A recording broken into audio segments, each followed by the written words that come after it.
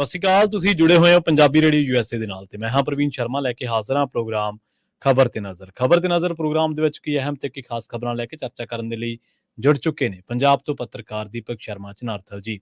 ਸ਼ਰਮਾ ਸਤਿ ਸ਼੍ਰੀ ਅਕਾਲ, ਸਵਾਗਤ ਹੈ ਜੀ ਪੰਜਾਬੀ ਰੇਡੀਓ ਯੂਐਸਏ ਤੇ। ਸਤਿ ਸ਼੍ਰੀ ਅਕਾਲ ਪ੍ਰਵੀਨ ਜੀ, ਸਾਰੇ ਦਰਸ਼ਕਾਂ ਨੂੰ, ਸਾਰੇ ਸਰੋਤਿਆਂ ਨੂੰ ਮੇਰੀ ਪਿਆਰ ਭਰੀ ਸਤਿ ਸ਼੍ਰੀ ਅਕਾਲ ਜੀ। ਖਬਰ ਤੇ ਨਜ਼ਰ ਪ੍ਰੋਗਰਾਮ ਨੂੰ ਸਪਾਂਸਰ ਕਰਦੇ ਨੇ ਖਾਲਸਾ ਇੰਸ਼ੋਰੈਂਸ ਏਜੰਸੀ ਵਾਲੇ, ਜਿਨ੍ਹਾਂ ਤੋਂ ਤੁਸੀਂ ਹਰ ਤਰੀਕੇ ਦੀ ਇੰਸ਼ੋਰੈਂਸ ਲੈ ਸਕਦੇ ਹੋ। ਇੰਸ਼ੋਰੈਂਸ ਬਾਰੇ ਪਤਾ ਕਰਨ ਦੇ ਲਈ ਇਹਨਾਂ ਦਾ ਨੰਬਰ ਹੈ 408-272-2500।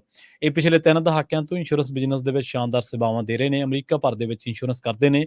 Business insurance, life insurance, Obama care, Medicare ਬਾਬਤ ਕਿਸੇ ਵੀ ਤਰ੍ਹਾਂ ਦੀ ਇੰਸ਼ੋਰੈਂਸ ਬਾਬਤ ਤੁਸੀਂ ਜਾਣਕਾਰੀ ਲੈਣੀ ਹੈ ਜਾਂ ਤੁਸੀਂ ਪਾਲਿਸੀ ਕਰਵਾਉਣੀ ਹੈ ਤਾਂ ਅੱਜ ਹੀ ਕਾਲ ਕਰ ਸਕਦੇ ਹੋ 408-272-2500 ਤੇ। ਟਰਕੀਅਨ ਇਮੀਗ੍ਰੇਸ਼ਨ ਲਾ ਫਰਮ ਵਾਲੇ ਜੇ ਟਰਕੀਅਨ ਟੋਰਨੀ ਟਰਕੀਅਨਾਂ ਦੇ ਨਾਲ ਤੁਸੀਂ ਯੂਐਸ ਇਮੀਗ੍ਰੇਸ਼ਨ ਬਾਬਤ ਕੋਈ ਵੀ ਸਲਾਹ ਕਰਨੀ, ਕੋਈ ਵੀ ਸਵਾਲ ਪੁੱਛਣਾ ਤੇ ਇਹਨਾਂ ਦਾ ਨੰਬਰ ਹੈ 415-909-0503। ਗੁਰਦੀਪ ਸਿੰਘ ਬਿਰਦੀ ਕਲੋਬੀ, ਸਤਨਾਮ ਸਿੰਘ ਸ਼ੇਰਗਿੱਲ ਸਿਲਮਾ ਵਿਸਲਾ ਫੈਮਿਲੀ, ਕਾਬਲ ਸਿੰਘ ਫ੍ਰੈਜ਼ਨੋ, ਮਨਦੀਪ ਸਿੰਘ ਸੰਦੀਪ ਕੌਰ ਸੈਨ ਹੋਜ਼ੇ, ਗੁਰਪਾਲ ਸਿੰਘ ਸੈਕਰਾਮੈਂਟੋ ਤੇ ਸਰਬਜੀਤ ਸਿੰਘ ਸ਼ੋਕਰ ਟਰਲਕ ਤੋਂ। ਇਹਨਾਂ ਸਾਰੇ ਹੀ ਸਪਾਂਸਰਸ ਦਾ ਬਹੁਤ ਬਹੁਤ ਧੰਨਵਾਦ। ਤੇ ਜੇਕਰ ਤੁਸੀਂ ਵੀ ਪੰਜਾਬੀ ਰੇਡੀਓ ਯੂਐਸਏ ਦੇ ਇਹਨਾਂ ਪ੍ਰੋਗਰਾਮਾਂ ਨੂੰ ਸਪਾਂਸਰ ਕਰਨਾ ਚਾਹੁੰਦੇ ਹੋ ਤਾਂ ਸਟੂਡੀਓ ਦਾ ਨੰਬਰ ਹੈ 408-272-5200। ਅੱਜ ਦਾ ਇਹ ਖਬਰ ਤੇ ਨਜ਼ਰ ਪ੍ਰੋਗਰਾਮ ਸਾਲ 2024 ਦੀ 22 ਜਨਵਰੀ ਦਾ ਪ੍ਰੋਗਰਾਮ ਹੈ ਤੇ ਦਿਨ ਅੱਜ ਸੋਮਵਾਰ ਹੈ। ਸ਼ਰਮਾ ਜੀ ਖਬਰਾਂ ਦੇ ਵੱਲ ਆਏਗੀ। ਸ਼ੁਰੂਆਤ ਕਰੀਏ ਆਪਾਂ ਪੰਜਾਬ ਦੇ ਸਿਆਸੀ ਆਗੂਆਂ ਤੋਂ। ਕਹਿੰਦੇ ਅਯੁੱਧਿਆ ਜਾਣ ਦੀ ਬਜਾਏ ਆਪਣੇ ਸਿਆਸੀ ਹਲਕਿਆਂ ਦਾ ਇਹਨਾਂ ਨੇ ਰੁਖ ਕੀਤਾ ਜੀ। ਪ੍ਰਵੀਨ ਜੀ, ਕੱਲ ਪੂਰੇ ਮੁਲਕ ਦੇ ਵਿੱਚ ਰਾਮ ਦਾ ਰੰਗ ਸੀ ਜੀ। ਭਗਵਾਨ ਰਾਮ ਦੇ ਬਚਪਨ ਵਾਲੀ ਉਹ ਮੂਰਤ ਉੱਥੇ ਅਯੋਧਿਆ ਦੇ ਮੰਦਿਰ ਦੇ ਵਿੱਚ ਸਥਾਪਿਤ ਕੀਤੀ ਗਈ। ਸੋ ਉਸ ਲਈ ਉਹ ਪ੍ਰਾਣ ਪ੍ਰਤਿਸ਼ਠਾ ਦੇ ਨਾਂ ਦੇ ਉੱਤੇ ਕੱਲ ਸਮਾਗਮ ਸੀਗਾ, ਜਿਹਦੇ ਵਿੱਚ ਖੁਦ ਨਰਿੰਦਰ ਮੋਦੀ ਤੇ ਉਹ ਤੋਂ ਬਾਅਦ ਸਾਰੇ VIP, ਉਹਨਾਂ ਦੇ ਜਹਾਜ਼ ਖੜਾਉਣ ਲਈ ਵੱਖਰੀ ਥਾਂ ਦਾ ਪ੍ਰਬੰਧ ਸੀ, ਗੱਡੀਆਂ ਖੜਾਉਣ ਲਈ ਵੱਖਰਾ ਪ੍ਰਬੰਧ ਸੀ। ਕੱਲ ਰਾਮ ਜੀ ਦੇ ਦਰਸ਼ਨ ਸਿਰਫ VIP ਲੋਕ ਕਰ ਸਕਦੇ ਸੀ। ਬਾਕੀਆਂ ਨੂੰ ਕਿਹਾ ਕਿ ਆਪਣੇ ਘਰੇ ਬੈਠ ਕੇ ਪੂਜਾ ਕੀਰਤਨ ਕਰੋ ਤੇ ਆਪਣੀ ਦੀਵੇ ਜਗਾਓ ਜੀ।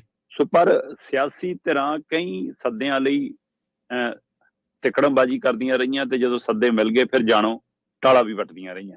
ਅੱਛਾ। ਸੋ ਅਕਾਲੀਆਂ ਬਾਰੇ ਇਸ ਦੀ ਖਾਸੀ ਚਰਚਾ ਕਿ ਅਕਾਲੀ ਦਲ ਪਹਿਲਾਂ ਡੀਕਦਾ ਰਿਹਾ ਕਿ ਸਾਨੂੰ ਸੱਦਾ ਨਹੀਂ ਆਇਆ ਜੀ, ਕਹਿੰਦੇ ਗਾਹੇ ਬਗਾਏ ਕਹਾਇਆ ਵੀ, ਤੇ ਜੇ ਸੱਦਾ ਆ ਗਿਆ ਫਿਰ ਜਾਣ ਨੂੰ ਲੈ ਕੇ ਦੁਵਿਧਾ ਚ ਪੈ ਗਏ ਕਿ ਜਾਈਏ ਨਾ ਜਾਈਏ। ਤੇ ਉਧਰ ਜਥੇਦਾਰ ਸਾਹਿਬਾਨ ਨੇ ਤਾਂ ਚਿੱਠੀ ਲਿਖ ਕੇ ਸੁਨੇਹਾ ਪਹਿਲਾਂ ਹੀ ਭੇਜਤਾ ਸੀਗਾ ਕਿ ਸਾਡੇ ਵੱਲੋਂ ਮੁਬਾਰਕਾਂ ਜੀ। ਸੋ ਬਕਾਇਦਾ ਤੌਰ ਤੇ ਸ਼੍ਰੋਮਣੀ ਕਮੇਟੀ ਵੱਲੋਂ ਵੀ ਚਿੱਠੀ ਜਾਰੀ ਕੀਤੀ ਗਈ ਤੇ ਇਸ ਲਈ ਉਹਨਾਂ ਨੇ ਵਧਾਈਆਂ ਦਿੱਤੀਆਂ। ਪਰ ਅਕਾਲੀ ਦਲ ਇਸ ਦੁਵਿਧਾ ਦੇ ਵਿੱਚੋਂ ਫਿਰ ਉਹਨਾਂ ਨੇ ਰੁਖ ਕੀਤਾ ਕਿ ਆਪਾਂ ਪੰਜਾਬ 'ਚ ਹੀ ਇਸ ਦਿਹਾੜੇ ਨੂੰ ਅੱਜ ਮਨਾਈਏ। ਸੋ ਪੰਜਾਬ ਦੇ ਵਿੱਚ ਕਿਉਂਕਿ 1000 ਤੋਂ ਵੱਧ ਥਾਵਾਂ ਦੇ ਉੱਤੇ ਕੱਲ ਰਾਮ ਜੀ ਦੇ ਨਾਂ ਦੇ ਉੱਤੇ ਉਹ ਦਿਨ ਮਨਾਇਆ ਗਿਆ ਤੇ ਬਕਾਇਦਾ ਮੰਦਿਰਾਂ ਦੇ ਵਿੱਚ ਬਕਾਇਦਾ ਸੰਸਥਾਵਾਂ ਵੱਲੋਂ ਲੰਗਰ, ਕਮੇਟੀਆਂ ਵੱਲੋਂ ਲੰਗਰ ਤੇ ਦੀਵਾਲੀ ਵਰਗਾ ਤਿਉਹਾਰ, ਫਿਰ ਰਾਤ ਨੂੰ ਦੀਵੇ ਜਗਾਏ, ਉਹ ਸਾਰਾ। ਪਰ ਦਿਨ ਦੇ ਵਿੱਚ ਫਿਰ ਪੰਜਾਬ ਦੇ ਲੀਡਰ, ਚਾਹੇ ਉਹ ਅਕਾਲੀ ਸੀ, ਚਾਹੇ ਕਾਂਗਰਸੀ, ਚਾਹੇ ਆਪ ਵਾਲੇ ਸੀ, ਉਹ ਆਪੋ ਆਪਣੇ ਹਲਕਿਆਂ 'ਚ ਜਾਂ ਆਪੋ ਆਪਣੇ ਸਮਰਥਕਾਂ ਦੇ ਨਾਲ ਵਿਚਰਦੇ ਨਜ਼ਰ ਆਏ ਇਹ ਸਮਾਗਮਾਂ ਦੇ ਵਿੱਚ ਜੀ। ਹਾਂ, ਭੱਜੀ ਨੇ ਸਪਸ਼ਟ ਕਹਿਤਾ ਸੀ ਕਿ ਜੋ ਮਰਜ਼ੀ ਹੋ ਜਾਵੇ ਮੈਂ ਤਾਂ ਜਾਊਂਗਾ, ਮੈਂ ਤਾਂ ਉੱਥੇ ਜਾਊਂਗਾ। ਮਤਲਬ ਉਹ ਇਸ਼ਾਰਾ ਚਾਹੇ ਲੀਡਰਾਂ ਨੂੰ ਸੀ ਜਾਂ ਆਪਣੀ ਪਾਰਟੀ ਨੂੰ ਸੀ।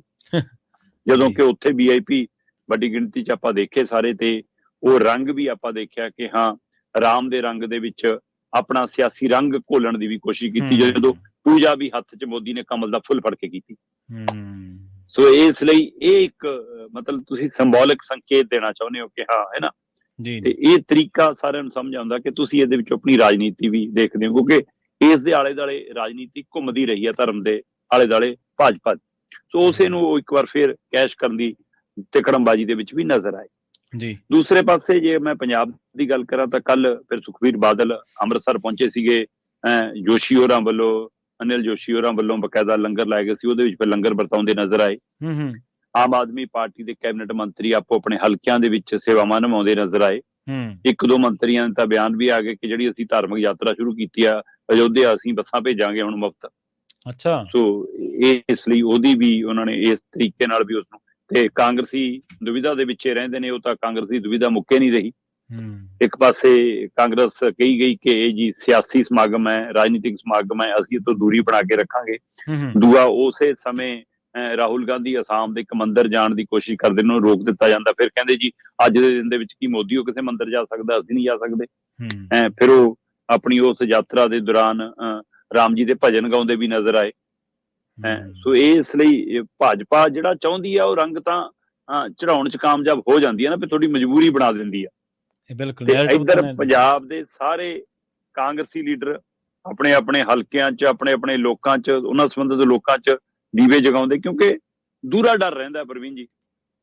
ਜੇਕਰ ਇਸ ਨੂੰ ਉਹ ਪੂਰਾ ਇਹ ਕਹਿੰਦੇ ਨੇ ਕਿ ਇਹ ਤਾਂ ਜੀ ਭਾਜਪਾਈਆਂ ਦਾ ਸਮਾਗਮ ਹੈ, ਫਿਰ ਉਹਨਾਂ ਨੂੰ ਲੱਗਦਾ ਕਿ ਜਿਹੜਾ ਸਾਡੇ ਨਾਲ ਹਿੰਦੂ ਵੋਟ ਖੜੀ ਹੈ ਕਿਤੇ ਉਹਨਾਂ ਨਾਰਾਜ਼ ਹੋ ਜਾਵੇ।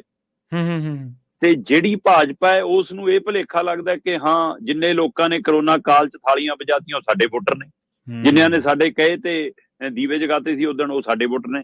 ਤੇ ਕੱਲ ਵੀ ਉਹਨੂੰ ਲੱਗਦਾ ਕਿ ਮੇਰੇ ਕਹੇ ਤੇ ਜਿਨ੍ਹਾਂ ਨੇ ਰਾਮ ਜੀ ਦੇ ਨਾਂ ਤੇ ਦੀਵਾਲੀ ਮਨਾ ਲਈ, ਜਿਨ੍ਹਾਂ ਨੇ ਆਪਣੇ ਘਰਾਂ 'ਚ ਦੀਵੇ ਜਗਾ ਲਏ, ਜਿਨ੍ਹਾਂ ਨੇ ਮੰਦਿਰਾਂ 'ਚ ਸਕਰੀਨਾਂ ਤੇ ਬੈਠ ਕੇ ਦੇਖ ਲਿਆ, ਭਾਜਪਾ ਸਮਝੀ ਕਿ ਸਾਡੀ ਵੋਟ ਹੈ। ਰਾਮ ਜੀ ਨੇ ਭਾਜਪਾ ਦੀ ਕੋਈ ਪਰਚੀ ਨਹੀਂ ਕਟਾਈ ਹੋਈ, ਰਾਮ ਜੀ ਨੇ ਭਾਜਪਾ ਦੀ ਕੋਈ ਮੈਂਬਰਸ਼ਿਪ ਨਹੀਂ ਲਈ ਹੋਈ। ਬਿਲਕੁਲ ਸਹੀ ਹੈ, ਬਿਲਕੁਲ ਸਹੀ। ਹਾਂ, ਭਾਜਪਾ ਰਾਮ ਦੇ ਨਾਂ ਤੇ ਸਿਆਸਤ ਕਰਦੀ ਹੈ, ਇਸ ਲਈ ਉਹਨਾਂ ਦਾ ਸਿਆਸੀ ਧੁਰਾ ਹੋ ਸਕਦਾ, ਪਰ ਰਾਮ ਜੀ ਇਕੱਲੇ ਉਹਨਾਂ ਦੇ ਨਹੀਂ ਹੈਗੇ। ਤੇ ਜੇ ਰਾਮ ਜੀ ਕਣ ਕਣ 'ਚ ਵੱਸਦੇ ਨੇ ਤੇ ਫਿਰ ਜਿੱਥੇ ਵੀ ਰਾਮ ਜੀ, ਜਿੱਥੇ ਵੀ ਕਣ ਕਣ ਹੈਗਾ ਉੱਥੇ ਰਾਮ ਜੀ ਨੇ, ਤੇ ਜਿੱਥੇ ਰਾਮ ਜੀ ਨੇ ਉੱਥੇ ਅਯੋਧਿਆ। ਫਿਰ ਇਸ ਲਈ ਇਹ, ਹਾਂ, ਪਰ ਸਿਆਸੀ ਲੀਡਰਾਂ ਨੂੰ ਧਰਮ ਨਾਲੋਂ, ਧਰਮ ਦੇ ਸਹਾਰੇ ਨਾਲੋਂ ਉਹਨਾਂ ਨੂੰ ਇਹ ਲੱਗਦਾ ਕਿ ਸਾਡਾ ਵੋਟ ਨਾ ਕਿਤੇ ਖਿਸਕੇ। ਇਸ ਦੇ ਲਈ ਫਿਰ ਪੰਜਾਬ ਦੇ ਲੀਡਰ ਜਿਹੜੇ ਅਯੋਧਿਆ ਜਾ ਨਹੀਂ ਸਕਦੇ ਸੀ, ਜਿਨ੍ਹਾਂ ਨੂੰ ਅਯੋਧਿਆ ਤੋਂ ਸੱਦਾ ਨਹੀਂ ਸੀ, ਜਾਂ ਜਿਨ੍ਹਾਂ ਦੀ ਪਾਰਟੀਆਂ ਦੀ ਕੋਈ ਗਾਈਡਲਾਈਨ ਸੀ, ਉਹਨਾਂ ਨੇ ਫਿਰ ਪੰਜਾਬ ਦਾ ਰੁਖ ਕੀਤਾ ਤੇ ਉਹ ਆਪੋ ਆਪਣੀਆਂ ਮੰਡਲੀਆਂ ਨਾਲ, ਆਪੋ ਆਪਣੇ ਸੰਗਠਨਾਂ ਨਾਲ, ਆਪੋ ਆਪਣੇ ਹਲਕੇ ਦੇ ਲੋਕਾਂ ਨਾਲ, ਉਹਨਾਂ ਧਾਰਮਿਕ ਸੰਸਥਾਵਾਂ ਨਾਲ ਮੰਦਿਰਾਂ ਦੇ ਵਿੱਚ, ਬਾਜ਼ਾਰਾਂ ਦੇ ਵਿੱਚ ਖੜੇ ਨਜ਼ਰ ਆਏ, ਲੰਗਰ ਵਰਤਾਉਂਦੇ, ਸੇਵਾ ਕਰਦੇ, ਤਸਵੀਰਾਂ ਖਿਚਾਉਂਦੇ ਹੈ। ਉਹ ਸਾਰਾ ਕੁਛ ਜਿਵੇਂ ਜਾਖੜੋਣੀ ਦੁਰਗਿਆਣਾ ਮੰਦਿਰ ਪਹੁੰਚੇ ਹੋਏ ਸੀਗੇ, ਦੇਵੀ ਤਲਾਬ ਮੰਦਿਰ ਗਏ ਫਿਰ। ਸੋ ਇਸ ਲਈ ਉਹ ਸਾਰੀ ਉਹਨਾਂ ਨੇ ਆਪਣੀ ਇਸੇ ਤਰ੍ਹਾਂ ਰਥ ਯਾਤਰਾਵਾਂ ਨਿਕਲੀਆਂ, ਸ਼ੋਭਾ ਯਾਤਰਾਵਾਂ ਨਿਕਲੀਆਂ ਕਮੇਟੀਆਂ। ਸੋ ਪੂਰਾ ਰਾਮ ਦਾ ਰੰਗ ਜ਼ਰੂਰ ਕੱਲ ਮੁਲਕ ਤੇ ਚੜਿਆ ਸੀ, ਪਰ ਉਹਦੇ ਵਿੱਚ ਸਿਆਸੀ ਰੰਗ, ਵੱਖੋ ਵੱਖ ਰੰਗ ਵੀ ਘੁਲਦੇ ਦੇਖੇ ਗਏ ਪ੍ਰਵੀਨ ਜੀ। ਬਿਲਕੁਲ ਸ਼ਰਮਾ ਜੀ, ਸਿਆਸੀ ਰੰਗ ਵਾਕਈ ਦੇਖੇ ਗਏ। ਤੇ ਤੁਸੀਂ ਇੱਕ ਬੜੀ ਮਾਇਨੇਖੇਜ਼ ਗੱਲ ਕਹੀ ਹੈ ਕਿ ਰਾਮ ਜੀ ਕਿਸੇ ਪਾਰਟੀ ਦੇ, ਕਿਸੇ ਭਾਜਪਾ ਦੇ ਮੁਹਤਾਜ ਨਹੀਂ, ਭਗਵਾਨ ਇਸ ਦੁਨੀਆ ਦੇ ਕਣ ਕਣ ਦੇ ਵਿੱਚ ਮੌਜੂਦ ਨੇ। ਅੱਗੇ ਆਪਾਂ ਪੰਜਾਬ ਦੇ ਸਰਕਾਰੀ ਸਕੂਲਾਂ ਦੇ ਬਾਬਤ ਆਪਾਂ ਲਗਾਤਾਰ ਇਸ ਪ੍ਰੋਗਰਾਮ ਦੇ ਵਿੱਚ ਚਰਚਾ ਕਰ ਰਹੇ ਹਾਂ ਸ਼ਰਮਾ ਜੀ। ਪਿਛਲੇ ਦਿਨਾਂ ਦੇ ਵਿੱਚ ਆਪਾਂ ਬੱਚਿਆਂ ਦੇ ਕੋਲੇ ਕਿੰਨੇ ਸਮਾਰਟਫੋਨ ਨੇ, ਕਿੰਨੇ ਬੱਚੇ ਪੰਜਾਬੀ ਨਹੀਂ ਪੜ੍ਹ ਸਕਦੇ, ਕਿੰਨਿਆਂ ਨੂੰ ਅੰਗਰੇਜ਼ੀ ਨਹੀਂ ਆਉਂਦੀ, ਕਿੰਨੇ ਮੈਥ ਦੇ ਵਿੱਚ ਨਲਾਇਕ ਨੇ, ਇਹਨਾਂ ਸਾਰੇ ਪਹਿਲੂਆਂ ਤੇ ਆਪਾਂ ਗੱਲਬਾਤ ਕਰ ਹਟੇ ਹਾਂ। ਪਰ ਹੁਣ ਇੱਕ ਪੰਜਾਬ ਦੇ ਸਕੂਲ ਸਿੱਖਿਆ ਦੀ ਇੱਕ ਹੋਰ ਤਸਵੀਰ ਹੈ, ਉਹਦੇ ਬਾਰੇ ਚਾਨਣਾ ਜ਼ਰੂਰ ਪਾਇਓ। ਕਹਿੰਦੇ ਕਿ ਪੰਜਾਬ ਦੇ 13% ਸਕੂਲ ਅਜਿਹੇ ਹੈ ਸ਼ਰਮਾ ਜੀ ਜਿਨ੍ਹਾਂ ਦੇ ਵਿੱਚ ਸਿਰਫ ਇੱਕੋ ਹੀ ਮਾਸਟਰ ਹੈ, ਯਾਨੀ ਕਿ ਇੱਕ ਮਾਸਟਰ ਦੇ ਹਵਾਲੇ ਹੈ ਜਾਂ ਸਹਾਰੇ ਕਹਿ ਸਕਦੇ ਹਾਂ ਆਪਾਂ। ਪ੍ਰਵੀਨ ਜੀ, ਸਿੱਖਿਆ ਤੇ ਸਿਹਤ ਆਮ ਆਦਮੀ ਪਾਰਟੀ ਦਾ ਸਭ ਤੋਂ ਤਕੜਾ ਚੁਣਾਵੀ ਹਥਿਆਰ ਹੈ ਜੀ। ਬਿਲਕੁਲ, ਕੋਈ ਸ਼ੱਕ ਨਹੀਂ। ਸਿੱਖਿਆ ਤੇ ਸਿਹਤ ਦੇ ਨਾਂ ਦੇ ਉੱਤੇ ਪੂਰੀ ਸਿਆਸਤ ਕਰਦੇ ਨੇ, ਖਾਸ ਕਰ ਸਰਕਾਰੀ ਸਕੂਲਾਂ ਦੇ ਹਵਾਲੇ ਨਾਲ। ਤੇ ਫਿਰ 2 ਸਾਲ ਲਗਭਗ ਸਰਕਾਰ ਨੂੰ ਹੋ ਚੱਲੇ, ਖੰਡ ਰਹਿੰਦਾ ਹੈ। ਤੇ ਜੇ ਮਤਲਬ 2 ਸਾਲਾਂ ਦੇ ਵਿੱਚ ਪੰਜਾਬ ਦੇ ਸਰਕਾਰੀ ਸਕੂਲਾਂ 'ਚ ਤੁਸੀਂ ਅਜੇ ਤੱਕ ਕੁੜੀਆਂ ਦੇ ਲਈ ਪੂਰੇ ਪਖਾਨਿਆਂ ਦਾ ਪ੍ਰਬੰਧ ਨਹੀਂ ਕਰ ਸਕੇ, ਤੁਸੀਂ ਅਜੇ ਤੱਕ ਪੰਜਾਬ ਦੇ ਸਰਕਾਰੀ ਸਕੂਲਾਂ ਦੇ ਵਿੱਚ ਪੀਣ ਵਾਲੇ ਪਾਣੀ ਦਾ ਪੂਰਾ ਪ੍ਰਬੰਧ ਨਹੀਂ ਕਰ ਸਕੇ। ਚਲੋ, ਇਹ ਬੁਨਿਆਦੀ ਸਹੂਲਤਾਂ ਮੈਂ ਸਾਈਡ ਤੇ ਰੱਖਦਾ। ਜਿਹੜੇ ਕੰਮ ਲਈ ਸਕੂਲ ਖੁੱਲੇ ਨੇ, ਤੁਸੀਂ ਉਹਨਾਂ ਸਕੂਲਾਂ 'ਚ ਪੂਰੇ ਅਧਿਆਪਕਾਂ ਦਾ ਪ੍ਰਬੰਧ ਨਹੀਂ ਕਰ ਸਕਦੇ। ਬਿਲਕੁਲ ਸਹੀ। ਚੁਣਾਵੀ ਹਥਿਆਰ ਕਿਵੇਂ ਬਣਾਉਂਦੇ ਹੋ? ਲੋਕਾਂ ਨੂੰ ਮੂਰਖ ਬਣਾਉਣ ਦੀ ਕੋਸ਼ਿਸ਼ ਕਿਉਂ ਕਰਦੇ? ਪਹਿਲੀਆਂ ਸਰਕਾਰਾਂ ਨਲਾਇਕ ਸੀ, ਪਹਿਲੀਆਂ ਸਰਕਾਰਾਂ ਬੇਸਮਝ ਸੀ, ਪਹਿਲੀਆਂ ਸਰਕਾਰਾਂ ਨੂੰ ਸਿੱਖਿਆ ਦੀ ਸਮਝ ਨਹੀਂ ਸੀ। ਤੁਹਾਡੇ ਕੋਲ ਤਾਂ ਦਿੱਲੀ ਮਾਡਲ ਸੀ ਜੀ, ਦਿੱਲੀ ਮਾਡਲ ਕਾਪੀ ਕੀਤਾ। ਤੇ ਦਿੱਲੀ ਦੇ ਵਿੱਚ ਇੱਕ ਵੀ ਅਜਿਹਾ ਸਕੂਲ ਨਹੀਂ ਹੈਗਾ, ਸਰਕਾਰੀ ਸਕੂਲ, ਜਿੱਥੇ ਅਧਿਆਪਕਾਂ ਦੀ ਕਮੀ ਹੋਵੇ। ਪੰਜਾਬ 'ਚ ਕਿਉਂ ਹੈ ਜੀ? ਤੇ 2 ਸਾਲ ਲਗਭਗ ਸਰਕਾਰ ਨੂੰ ਹੋ ਜਾਣ ਤੇ ਅੱਜ ਦੀ ਤਰੀਕ 'ਚ ਪੰਜਾਬ 'ਚ 13% ਸਰਕਾਰੀ ਸਕੂਲ ਅਜਿਹੇ ਨੇ ਜਿੱਥੇ ਇੱਕ ਮਾਸਟਰ ਹੈ ਸਿਰਫ। ਤੇ ਬਿਹਾਰ ਨੂੰ ਅਸੀਂ ਪਿਛੜਿਆ ਹੋਇਆ ਸੂਬਾ ਮੰਨਦੇ ਹਾਂ। ਹਰਿਆਣੇ ਨੂੰ ਅਸੀਂ ਛੋਟਾ ਭਾਈ ਕਹਿੰਦੇ ਹਾਂ। ਬਿਹਾਰ ਦੇ ਵਿੱਚ ਅਜਿਹੇ ਸਕੂਲ ਸਿਰਫ 7% ਨੇ ਤੇ ਪੰਜਾਬ 'ਚ 13%। ਹਰਿਆਣੇ 'ਚ ਸਿਰਫ 5.5% ਨੇ, 5.6% ਅਜਿਹੇ ਸਕੂਲ ਨੇ। ਹੋਰ ਛੱਡੋ, ਪੇਂਡੂ ਇਲਾਕੇ, ਪੰਜਾਬ ਦੇ ਪੇਂਡੂ ਖੇਤਰ ਦੇ ਵਿੱਚ 63% ਸਰਕਾਰੀ ਸਕੂਲਾਂ 'ਚ ਮਾਸਟਰਾਂ ਦੇ ਅਹੁਦੇ ਖਾਲੀ ਪਏ ਨੇ, ਮਾਸਟਰਾਂ ਲਈ ਕੁਰਸੀਆਂ ਖਾਲੀ ਪਈਆਂ ਨੇ। 63% ਜੀ ਅਧਿਆਪਕਾਂ ਦੇ ਖਾਲੀ ਨੇ ਸਰਕਾਰੀ ਸਕੂਲਾਂ ਦੇ ਵਿੱਚ ਪੇਂਡੂ ਖੇਤਰ 'ਚ। ਤੇ ਹੁਣ ਵਾਲੀ ਤਾਂ ਸਰਕਾਰ ਆਈਓ ਪਿੰਡਾਂ 'ਚੋਂ ਹੈ। ਹੁਣ ਵਾਲੀ ਸਰਕਾਰ ਨੇ ਤਾਂ ਚੱਲਣਾ ਵੀ ਪਿੰਡਾਂ 'ਚੋਂ ਹੀ ਸੀ। MLA ਨੇ ਪਿੰਡਾਂ 'ਚ ਬੈਠ ਕੇ ਮੀਟਿੰਗਾਂ ਕਰਨੀਆਂ ਸੀ, ਸੱਥਾਂ 'ਚ ਬੈਠ ਕੇ ਸਰਕਾਰ ਚੱਲਣੀ ਸੀ। ਚੰਡੀਗੜ੍ਹੋਂ ਥੋੜਾ ਚੱਲਣੀ ਸੀ, ਪਰ ਚੰਡੀਗੜ੍ਹੋਂ ਮੈਂ ਨਿਕਲਦੇ ਨਹੀਂ ਦੇਖੇ। ਦੇ ਦੇਖੇ, ਗੁਜਰਾਤ ਨੂੰ ਜਾਂਦੇ ਦੇਖੇ, ਪਰ ਪਿੰਡਾਂ 'ਚ ਕਦੋਂ ਜਾਓਗੇ ਦੱਸ ਦਿਓ ਮੈਨੂੰ। ਜੀ ਸਮਾਗਮ ਵੱਡੇ ਵੱਡੇ ਕਰਦੇ ਹੋ ਤੇ ਵੱਡੇ ਵੱਡੇ ਕਰਕੇ ਮੰਚਾਂ ਤੋਂ ਉਤਰ ਕੇ ਚੰਡੀਗੜ੍ਹ ਨੂੰ ਮੁੜਿਆ ਉਹਨੇ। ਤੇ ਪਿੰਡਾਂ ਆਹ ਅੰਕੜਾ, ਫਿਰ ਇਹ ਮੇਰਾ ਤਾਂ ਅੰਕੜਾ ਨਹੀਂਗਾ, ਬਕਾਇਦਾ ਤੌਰ ਤੇ ਇੰਸਟੀਚਿਊਟ ਆਫ ਸੋਸ਼ਲ ਸਾਇੰਸ ਨੇ, ਉਹਨਾਂ ਦੇ ਸੈਂਟਰ ਦਾ ਇਹ ਸਰਵੇ ਹੈ, ਜਿਹੜਾ ਸਰਵੇ ਕਹਿੰਦਾ ਹੈ ਕਿ ਪੰਜਾਬ ਦੇ 13% ਸਰਕਾਰੀ ਸਕੂਲ ਇੱਕ ਇੱਕ ਮਾਸਟਰ ਦੇ ਹਵਾਲੇ ਨੇ। ਚੰਡੀਗੜ੍ਹ ਤੇ ਦਿੱਲੀ 'ਚ ਜਾਂ ਕੋਈ ਵੀ ਸਕੂਲ ਨਹੀਂ। ਪੰਜਾਬ ਦੇ ਵਿੱਚ ਔਸਤਨ 29 ਵਿਦਿਆਰਥੀਆਂ ਦੇ ਪਿੱਛੇ ਇੱਕ ਮਾਸਟਰ ਆਉਂਦਾ। ਠੀਕ ਹੈ। ਜਦੋਂ ਕਿ ਇੱਕ ਮਿਆਰ ਹੈ ਜਿਹੜਾ ਉਹ 18 ਤੋਂ 20 ਬੱਚਿਆਂ ਪਿੱਛੇ ਇੱਕ ਅਧਿਆਪਕ ਦਾ ਹੋਣਾ ਜ਼ਰੂਰੀ ਹੈ। 29 ਅਧਿਆਪਕਾਂ ਪਿੱਛੇ ਇੱਕ ਆਉਂਦਾ, ਪਰ ਜਿੱਥੇ ਹੈ ਹੀ ਇੱਕ ਸਕੂਲ 'ਚ ਇੱਕ ਅਧਿਆਪਕ ਹੈ ਜੀ, ਉਹ ਵਿਚਾਰਾ ਹਾਜ਼ਰੀ ਲਾਊਗਾ, ਕਮਰੇ ਖੋਲੂਗਾ, ਤਾਲੇ ਲਾਊਗਾ, ਮਿਡ ਡੇ ਮੀਲ ਦਾ ਧਿਆਨ ਕਰੂਗਾ ਤੇ ਪੜਾਊਗਾ ਕਿ ਸਰਕਾਰੀ ਚਿੱਠੀਆਂ ਦੇ ਜਵਾਬ ਦਊਗਾ। ਕੀ ਕਰਦਾ ਹੋਊਗਾ ਉਹ? ਹਲੋ, ਮੈਂ ਪੂਰੀ ਰਿਪੋਰਟ ਤੁਹਾਡੇ ਸਾਹਮਣੇ ਰੱਖਦਾ ਜੀ। ਪੰਜਾਬ 'ਚ ਕਹਿੰਦੇ 29 ਵਿਦਿਆਰਥੀਆਂ ਦੇ ਪਿੱਛੇ ਇੱਕ ਅਧਿਆਪਕ ਹੈ ਪੜਾਉਣ ਵਾਲਾ। 13% ਸਰਕਾਰੀ ਸਕੂਲ ਅਜਿਹੇ ਨੇ ਜਿੱਥੇ ਸਿੰਗਲ ਟੀਚਰ ਹੈ। ਹੋਰ ਸੂਬਿਆਂ ਦੇ ਮੁਕਾਬਲੇ ਕਹਿੰਦੇ ਚੰਡੀਗੜ੍ਹ ਤੇ ਦਿੱਲੀ ਇੱਕ ਅਜਿਹੇ ਸਥਾਨ ਨੇ ਜਿੱਥੇ ਕੋਈ ਵੀ ਸਰਕਾਰੀ ਸਕੂਲ ਅਜਿਹਾ ਨਹੀਂਗਾ ਜਿੱਥੇ ਅਧਿਆਪਕ ਤੋਂ ਵਾਂਝੇ ਹੋਣ। ਲਗਭਗ ਸਾਰੇ ਅਧਿਆਪਕ ਉੱਥੇ ਪੂਰੇ ਨੇ, ਜਦੋਂ ਕਿ ਬਿਹਾਰ 'ਚ 7% ਤੇ ਹਰਿਆਣਾ 'ਚ 5.5% ਅਜਿਹੇ ਸਕੂਲ ਨੇ। ਇਹਦਾ ਮਤਲਬ ਬਿਹਾਰ ਤੇ ਹਰਿਆਣਾ ਸਾਡੇ ਨਾਲੋਂ ਬਿਹਤਰ ਨੇ ਇਸ ਮਾਮਲੇ 'ਚ। ਇਸ ਤੋਂ ਇਲਾਵਾ 99% ਪ੍ਰਾਈਵੇਟ ਸਕੂਲਾਂ ਦੇ ਅਧਿਆਪਕਾਂ ਕੋਲ ਪੰਜਾਬ ਦੇ ਵਿੱਚ ਉਹ ਮਿਆਰੀ ਯੋਗਤਾ ਹੀ ਨਹੀਂ ਪੜਾਉਣ ਵਾਲੀ। 99% ਪ੍ਰਾਈਵੇਟ ਸਕੂਲ ਜਿਨ੍ਹਾਂ ਦੇ ਉੱਤੇ ਜ਼ੋਰ ਲਾਇਆ ਪਿਆ ਸੀ ਨਿਆਣੇ ਟਾਈਆਂ ਲਾ ਭੇਜ ਕੇ,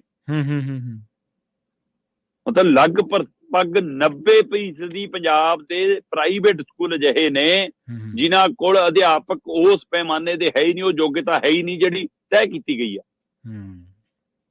ਤੇ ਜਿਹੜੇ ਉਹ ਯੋਗਤਾ ਵਾਲੇ ਹੈਗੇ ਵੀ ਨੇ ਵਿਚਾਰੇ, ਉਹਨਾਂ ਨੂੰ ਤਨਖਾਹ ਵੀ ਨਹੀਂ ਪ੍ਰਾਈਵੇਟ ਵਾਲੇ ਪੂਰੇ ਦਿੰਦੇ। ਇਹ ਵੀ ਸ਼ੋਸ਼ਣ ਆ ਉੱਤੇ। ਜੀ ਜੀ, ਇਹ ਤੋਂ ਗਾਂਹ ਆ ਜੋ ਇਹ ਇੰਸਟੀਚਿਊਟ ਨੇ ਜਿਹੜਾ ਸਰਵੇ ਕੀਤਾ, ਇਹਦੇ ਵਿੱਚੋਂ ਕਹਿੰਦੇ ਜੀ ਲਗਭਗ 8-9 ਸੂਬਿਆਂ 'ਚ ਸਰਵੇ ਸੀ, ਜਿਨ੍ਹਾਂ 'ਚ ਅਸਾਮ ਵੀ ਸੀ, ਬਿਹਾਰ ਵੀ ਸੀ, ਛੱਤੀਸਗੜ੍ਹ ਵੀ ਸੀ, ਕਰਨਾਟਕਾ ਵੀ ਸੀ, ਮਹਾਰਾਸ਼ਟਰ ਵੀ ਸੀ, ਮਿਜ਼ੋਰਮ, ਤੇਲੰਗਾਨਾ, ਹਰਿਆਣਾ ਇਹ ਸ਼ਾਮਲ ਸੀਗੇ ਤੇ ਪੰਜਾਬ ਵੀ।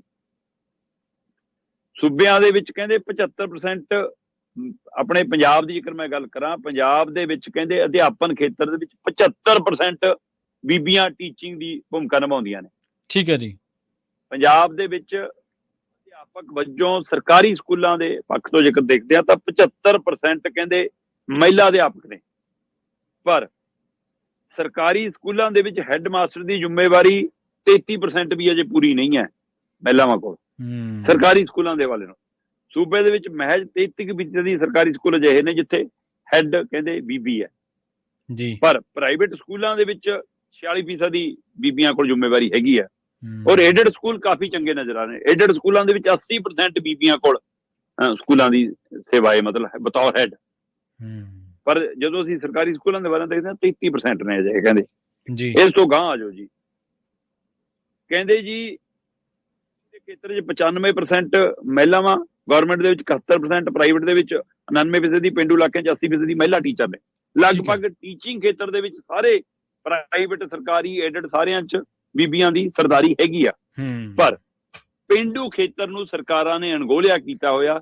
ਇੱਕ ਪਾਸੇ ਕੁੱਲ ਔਸਤ ਆ ਰਹੀ ਹੈ 13% ਕਿ ਜਿਹੜੇ ਸਰਕਾਰੀ ਸਕੂਲ ਇੱਕ ਮਾਸਟਰ ਦੇ ਹਵਾਲੇ ਨੇ, ਦੂਸਰੇ ਪਾਸੇ ਆਹ ਸਾਡੇ ਸਾਹਮਣੇ ਪਹਿਲੂ ਖੜਾ, ਕਹਿੰਦੇ ਜੀ ਪੰਜਾਬ ਦੇ ਵਿੱਚ ਇੱਕ ਅਧਿਆਪਕ ਇੱਕ ਹਫ਼ਤੇ 'ਚ 32 ਪੀਰੀਅਡ ਲੈ ਰਿਹਾ।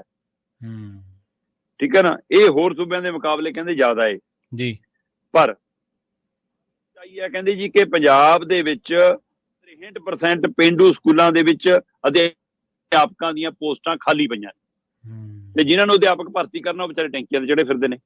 ਉਹ ਮੁੱਖ ਮੰਤਰੀ ਸਾਹਿਬ ਦੇ ਘਰ ਮੂਹਰੇ ਧਰਨਾ ਲਾਉਂਦੇ ਨੇ। ਕਦੇ ਉਹ ਧਰਨਾ ਬਠਿੰਡੇ ਲੱਗਦਾ ਸੀ, ਕਦੇ ਉਹ ਧਰਨਾ ਪਟਿਆਲੇ ਲੱਗਣ ਲੱਗ ਗਿਆ, ਕਦੇ ਉਹ ਧਰਨਾ ਖਰੜ ਮਹਾਲੀ ਆ ਗਿਆ, ਤੇ ਅੱਜ ਕੱਲ ਧਰਨਾ ਸੰਗਰੂਰ ਲੱਗਦਾ ਹੈ, ਕਿਉਂਕਿ ਚੰਡੀਗੜ੍ਹ ਪੰਜਾਬ ਦੀ ਰਾਜਧਾਨੀ ਦਾ ਪੰਜਾਬ ਵਾਲੇ ਇਹਨਾਂ ਨੂੰ ਵੜਨ ਨਹੀਂ ਦਿੰਦੇ ਅਗਲੇ, ਨਾ ਪੰਜਾਬ ਵਾਲੇ ਵੜਨ ਦੇ ਤੇ ਨਾ ਮੋਦੀ ਵਾਲੇ ਵੜਨ ਦੇਣ ਕਿ ਹਾਂ ਜੀ ਇਹ ਤਾਂ ਕੇਂਦਰ ਸ਼ਾਸਿਤ ਪ੍ਰਦੇਸ਼ ਹੋ ਗਿਆ। ਸੋ ਇਹ ਸਭ ਦੇ ਇਹ ਪਹਿਲੂ ਗੌਰ ਕਰਨ ਵਾਲੇ ਨੇ। ਹੋਰ ਮੋਗਾ ਖੇਤਰ ਦੇ ਵਿੱਚ 39% ਸਰਕਾਰੀ ਸਕੂਲਾਂ ਦੇ ਵਿੱਚ ਕੁੜੀਆਂ ਦੇ ਲਈ ਬਾਥਰੂਮ ਤੱਕ ਨਹੀਂ ਹੈ। ਇਕੱਲਾ ਮੋਗਾ ਖੇਤਰ ਦੀ ਰਿਪੋਰਟ ਹੈ। ਪੂਰੇ ਪੰਜਾਬ ਦੀ ਕੀ ਸਥਿਤੀ ਹੋਊਗੀ? ਟਾਟਾ ਜਿਹੜਾ ਇੰਸਟੀਚਿਊਟ ਹੈ, Tata institute of social science centre, ਉਹਦਾ ਸਰਵੇ ਦੱਸ ਰਿਹਾ ਕਿ ਮੋਗਾ ਦੇ ਖੇਤਰ ਦੇ ਵਿੱਚ 39% ਸਰਕਾਰੀ ਸਕੂਲਾਂ 'ਚ ਕੁੜੀਆਂ ਦੇ ਲਈ ਅਜੇ ਤੱਕ ਵੱਖਰੇ ਟਾਇਲਟ ਦੀ ਸਹੂਲਤ ਨਹੀਂ ਹੈ।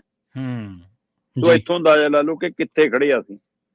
ਪੇਂਡੂ ਇਲਾਕਿਆਂ 'ਚ 63% ਸਰਕਾਰੀ ਸਕੂਲਾਂ ਦੇ ਵਿੱਚ ਅਧਿਆਪਕਾਂ ਦੇ ਅਹੁਦੇ ਖਾਲੀ ਨੇ, ਤੇ ਸ਼ਹਿਰੀ ਖੇਤਰਾਂ ਦੇ ਵਿੱਚ 58% ਅਧਿਆਪਕਾਂ ਦੇ ਉਹਦੇ ਖਾਲੀ ਨੇ ਜੀ। ਸੋ ਜਿਨ੍ਹਾਂ ਦੀ ਸਿੱਖਿਆ ਹੀ ਚੋਣ ਪ੍ਰਚਾਰ ਦਾ ਮੁੱਖ ਮੁੱਦਾ ਹੋਵੇ ਤੇ ਉਹ ਵੀ ਸਰਕਾਰੀ ਸਕੂਲਾਂ ਦੇ ਨਾਂ ਤੇ ਗੋਗਾ। ਜਨਾਬ, ਮਾਡਲ ਸਕੂਲ ਲਿਖਣ ਨਾਲ ਮਾਡਲ ਨਹੀਂ ਹੁੰਦਾ, ਉਹਦੇ ਵਿੱਚ ਉਹ ਸਹੂਲਤਾਂ ਦੇਣ ਨਾਲ ਉਹ ਨਵੇਂ ਸਰੂਪ ਚ ਆਊਗਾ।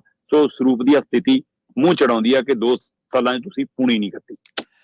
ਤੇ ਜਦੋਂ ਇਹਨਾਂ ਨੇ ਉਦਘਾਟਨ ਕੀਤਾ ਸੀ ਕੇਜਰੀਵਾਲ ਸਾਹਿਬ ਨੇ ਅੰਮ੍ਰਿਤਸਰ ਦੇ ਵਿੱਚ, ਤੇ ਉਦੋਂ ਇਹਨਾਂ ਦੇ ਆਪਦੇ ਐਮਐਲਏ ਨਹੀਂ ਉਹ ਸਾਰਾ ਚੱਠਾ ਖੋਲਤਾ ਸੀ। ਹਾਂਜੀ, ਚੱਠਾ ਖੋਲਤਾ ਸੀਗਾ।